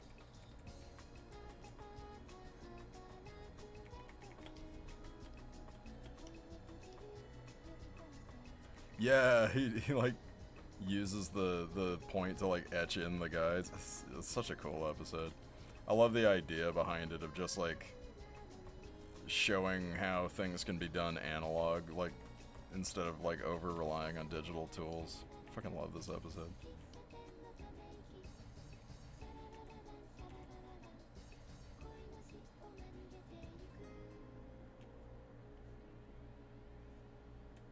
I just love the show in general. I feel like this is having more and more of an impact on my writing as I get deeper into the series.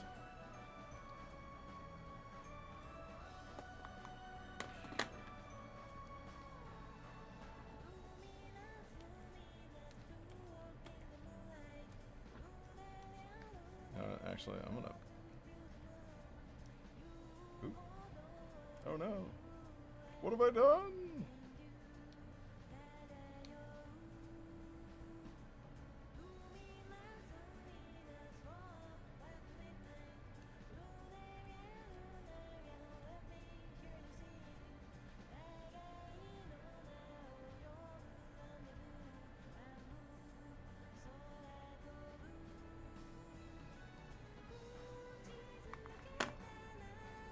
You're doing your hair right now and you didn't know Cowboy Bebop was in outer space? Yeah, it's a, I just put Fully Cooley on because I just missed it, or wanted to, but, yeah, Cowboy Bebop's great. It's a big sci-fi, western kind of mashup show. It's fucking classic, I love it.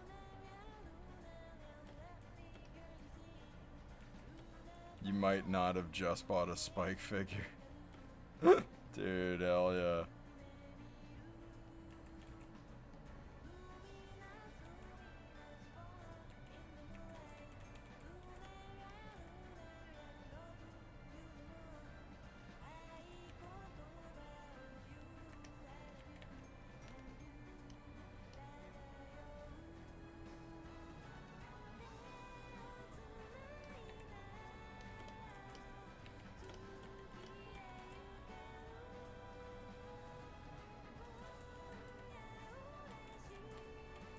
Got money.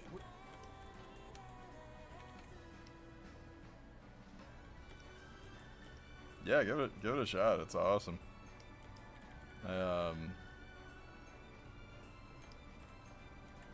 Cowboy Bebop, Fully Cooley. These two shows are like definitely on my Mount Rushmore of like huge influences.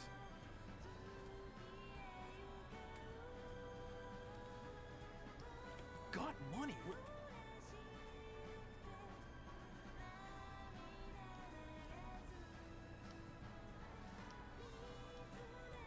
Got money.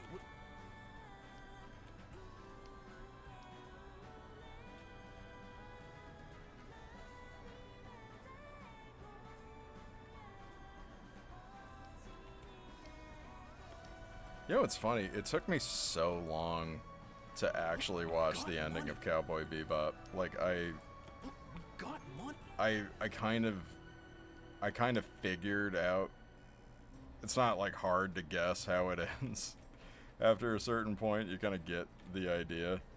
And I was just like, no, I'm not ready. I can't do it. And I like literally didn't finish it until like a few years ago. Like I just always knew I had like the ending of Cowboy Bebop left to watch. There might have also been some comfort in that of like knowing that I haven't like completely sealed the deal on it. Like there was always at least one more episode to watch. Got money. But yeah, I ended up finishing it. The ending's great. Got money. Look, we got money. I keep meaning to, I still haven't seen the movie. I keep, every time I tell, Jazzlight that that I want to watch the movie, he's just like, you could skip it, it sucks. I'm like, what? Got money. How bad could it be?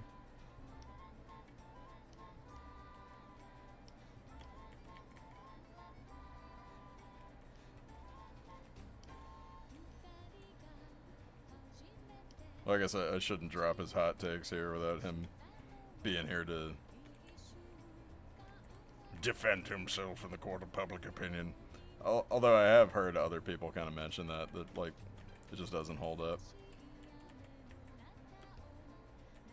Got money. What do you think, Dev?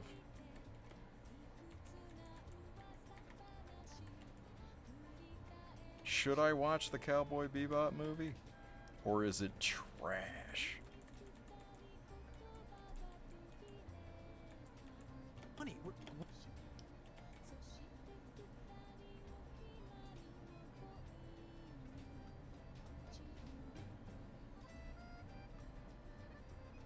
Yeah, oh my god, yeah. You saw it before the show, whoa. Got money. We're gonna pay for. I don't even look like you. Bro, look, we got money. We're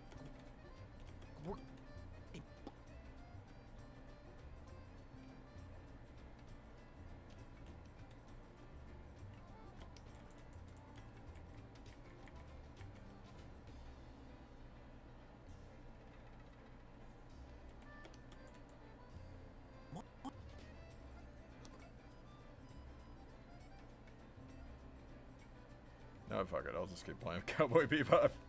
You guys got me back in the Cowboy Bebop mood. Let's play,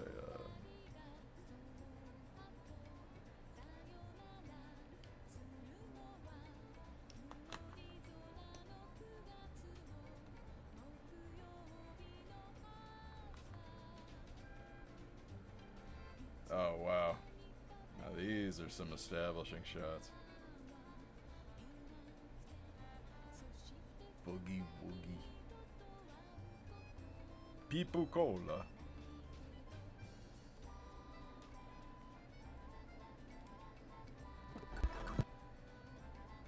Oh, look at that. Oh my god.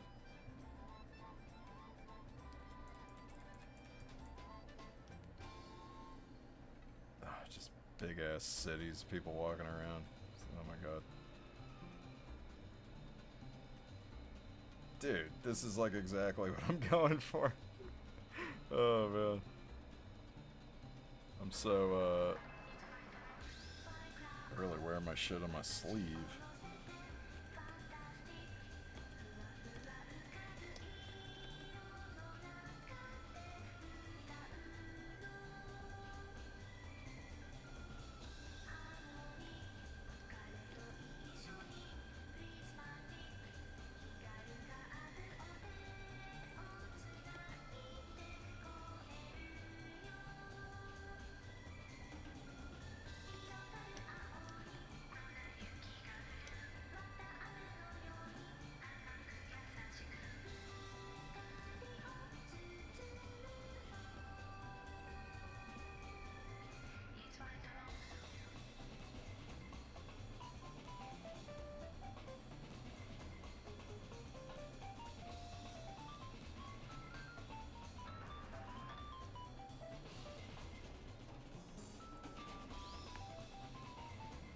It takes place in between episodes, so it's kind of a side quest. I feel like the whole show is side quests. It's like oops, all side quests. Which is kind of my vibe, so... Yeah, I might like it. Wow, John Bebop kicks high and Faye is so hot. I was 12. John Bebop.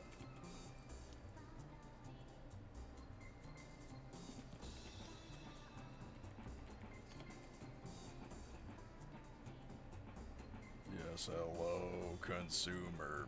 Bebop cola. Bop, bop, bop, bop, bop, bop, bop.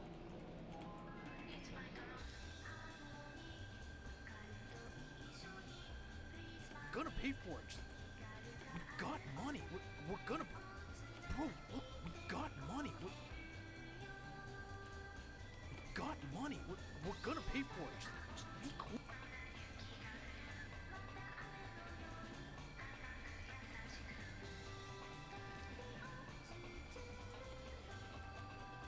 We got money.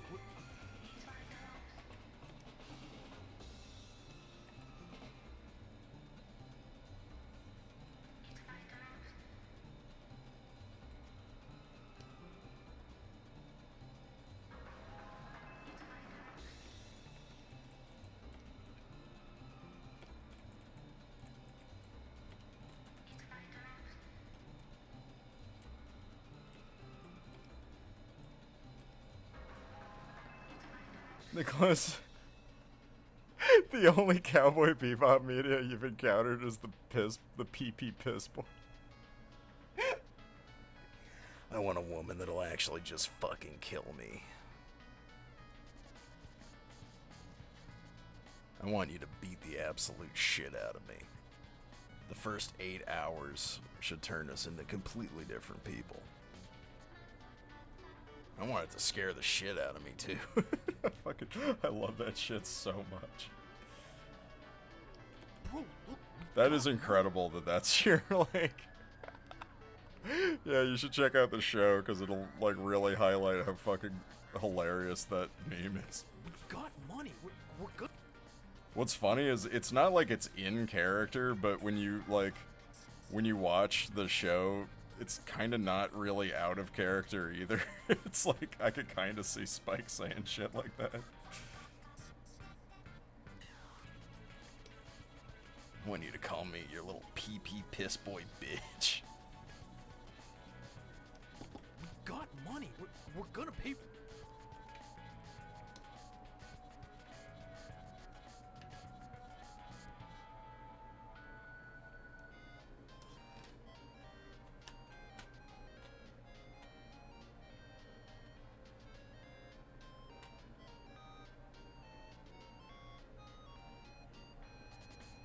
I'm sorry, I just have to pull it up. This shit is too good. Let me, wait 1 sec.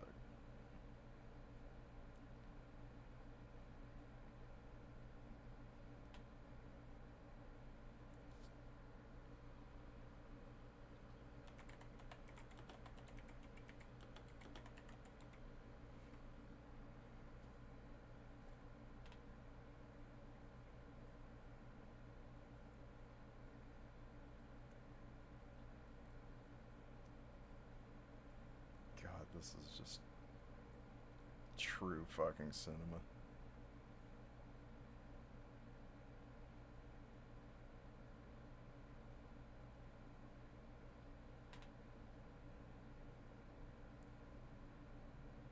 I love the kind of woman that will actually just kill me.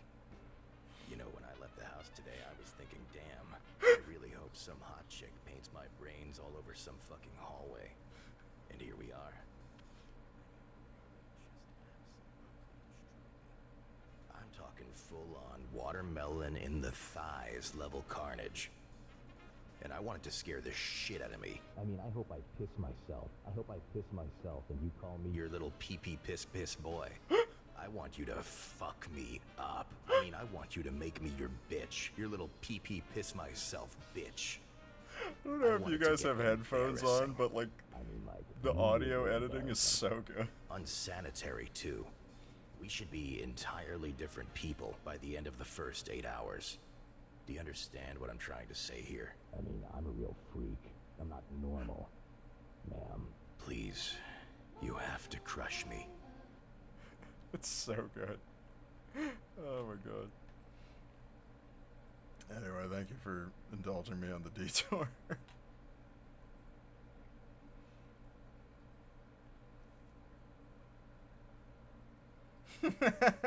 Welcome back, Emperor. Nothing, don't worry about it.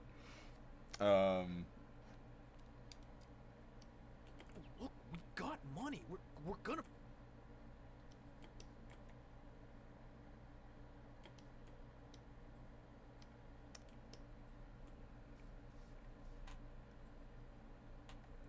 Oh, wait, okay.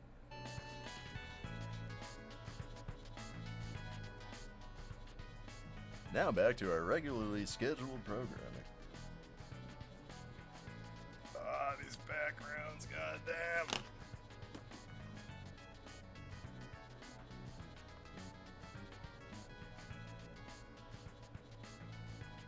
God, I just want Night Crew to be full of fucking like parallaxing city shots like this. Ma'am, please. You have to crush me.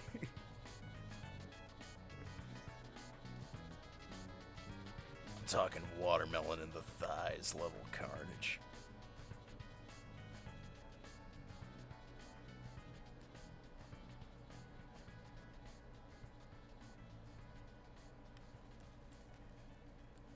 Oh my god, that's such a fucking cool shot. Like, do you guys see how they have like the reflection of this train like in the building?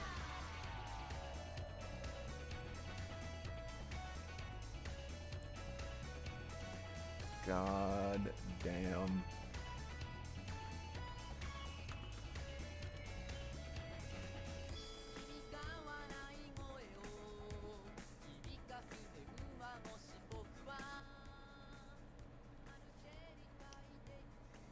Bro, look, we got money. We're gonna.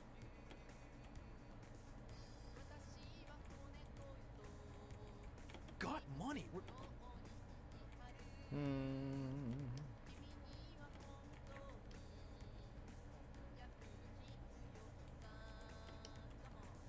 Got money.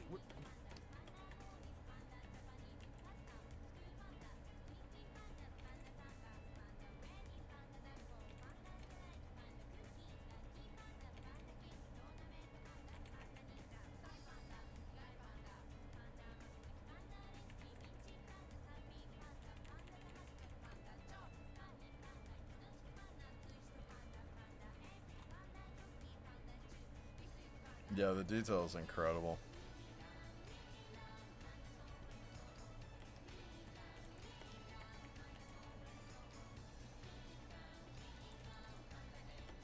I really hope one day I can afford to give Night Crew this kind of like level of attention. I'd have to like hire like a whole crew. It's like not possible.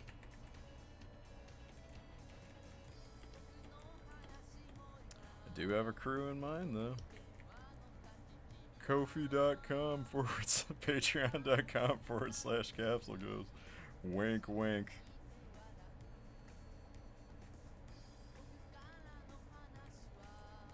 I gotta get less embarrassed about plugging myself because I need to actually do it more. But it does feel kind of awkward bringing it back up to the same 9 people.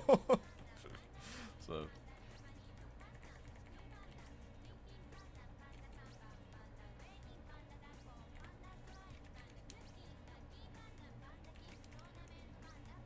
Maybe once this one drops, I can make like a. I was thinking about maybe doing a Kickstarter campaign for the 3rd episode. We'll see how the response is. I mean, if it's We're gonna pay for it. Just be cool. it's kind of mid, I'm not sure, Look, but we got money. We're not that I won't keep going, but I might not be time for the Kickstarter right away. We'll see.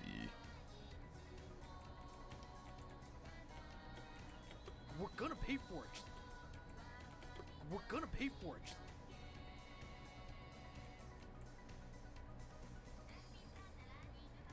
Animation night crew for the night crew. Yeah. Bro, look, we got money. We're gonna pay for it. Just be money. We're gonna pay for it. Just be cool. Just be cool.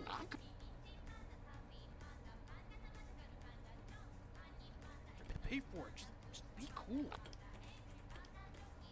Bro, look, we got money. We're gonna pay for it. Just be. Look, we got money. We're gonna pay for it.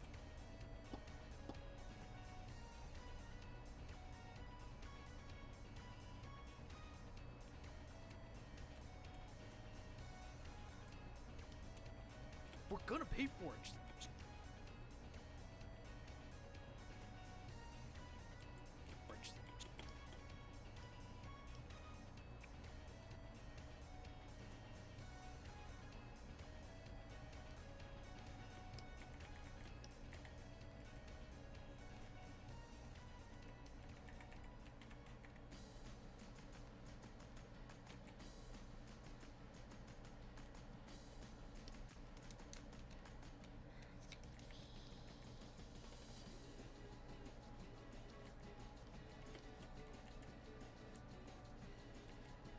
Some real Space Channel 5 shit.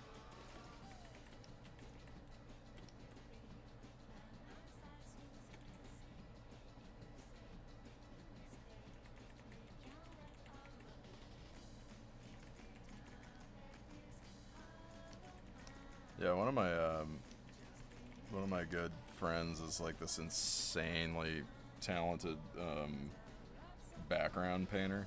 Like that's like literally her trade, and she's done some fucking incredible work, and I would love to be able to like hire her to do some of these kinds of like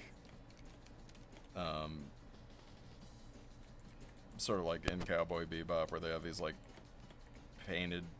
I'm kind of like, I'm really interested in like combining like kind of matte painting like you would see in a classic anime with CG, like using matte paintings as like flat textures of buildings, but potentially even like mapping those painted faces onto CG models, you know? Just be cool. We got money. We're gonna pay for it. Just be cool. I'm gonna pay for it.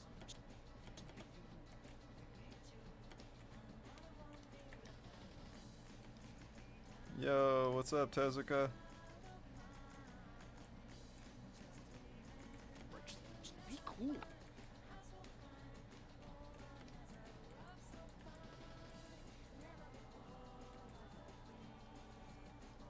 Oh shit. Unfortunately, I am gonna have to Cool. wrap up in like 10 minutes. Just be cool.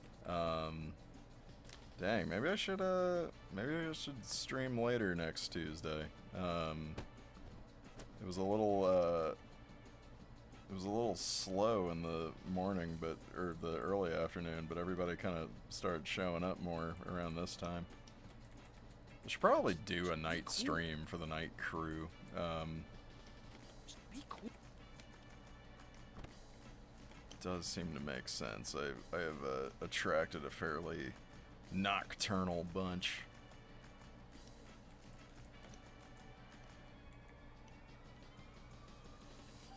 Oh no, I've been booed. Devlin, please forgive me. Be cool. We're gonna pay for it. Just be cool.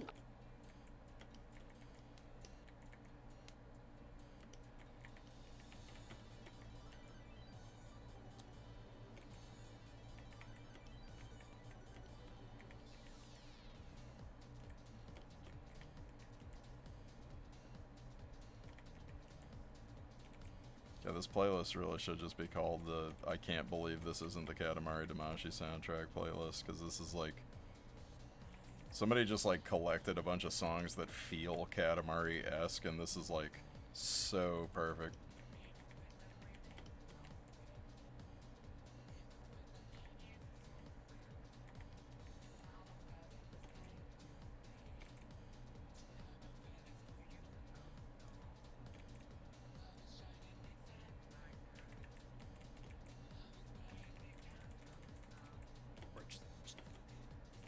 cool.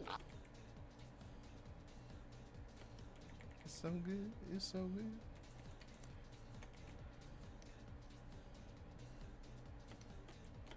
Just be cool.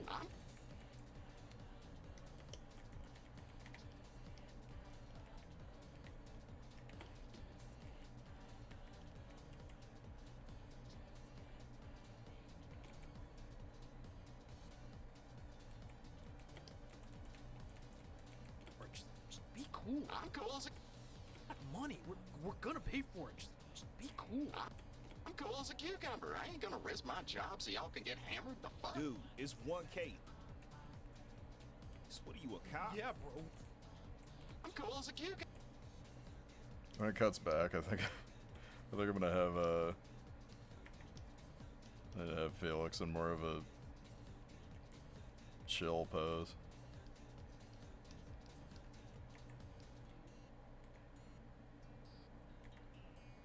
Let's see what would be funny.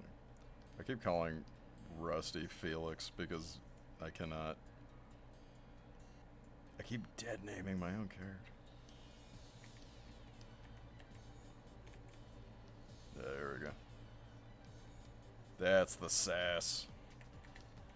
That's the Rusty sass we know and love.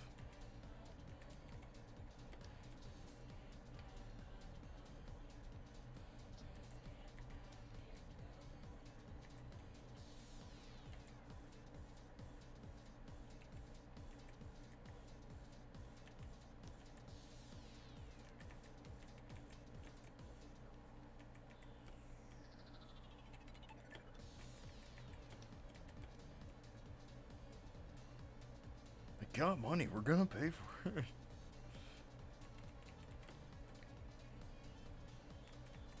Yeah, these streams are a great way to accumulate vocal stems.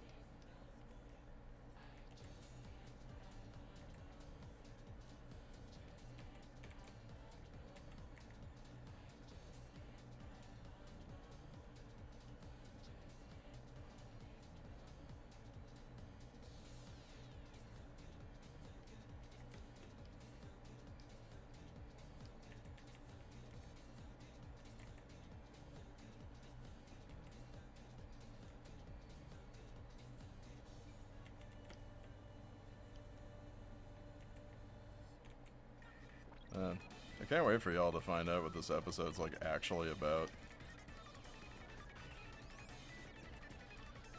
It's crazy how much of this I have to work on that isn't even like related to the plot.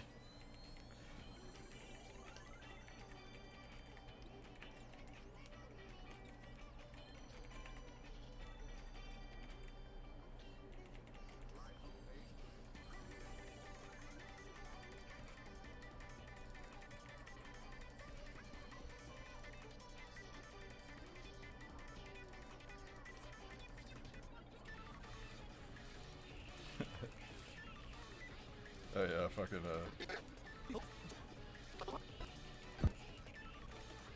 Brad, do I look fucking stupid? do I look fucking stupid? Oh, that's a real ID. What the hell are you talking about? Buddy, you better go get your money back. This shit don't even look like you. Bro, look, we got money. We're gonna pay for it. Just be cool. I'm cool as a cucumber. I ain't gonna risk my job so y'all can get hammered the fuck. Dude, Job so y'all can get hammered the fuck. dude, Hammered the fuck. dude.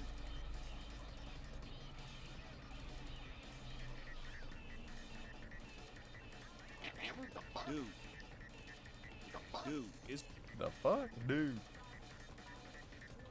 Yo, welcome back from the yard work. Yeah, okay. I think, unfortunately, I'm pretty hard out at 6, so I'm gonna go ahead and save, and I'm gonna have to wind down. Oh, the episode just ended. Perfect timing. Yeah, it was great catching up with y'all.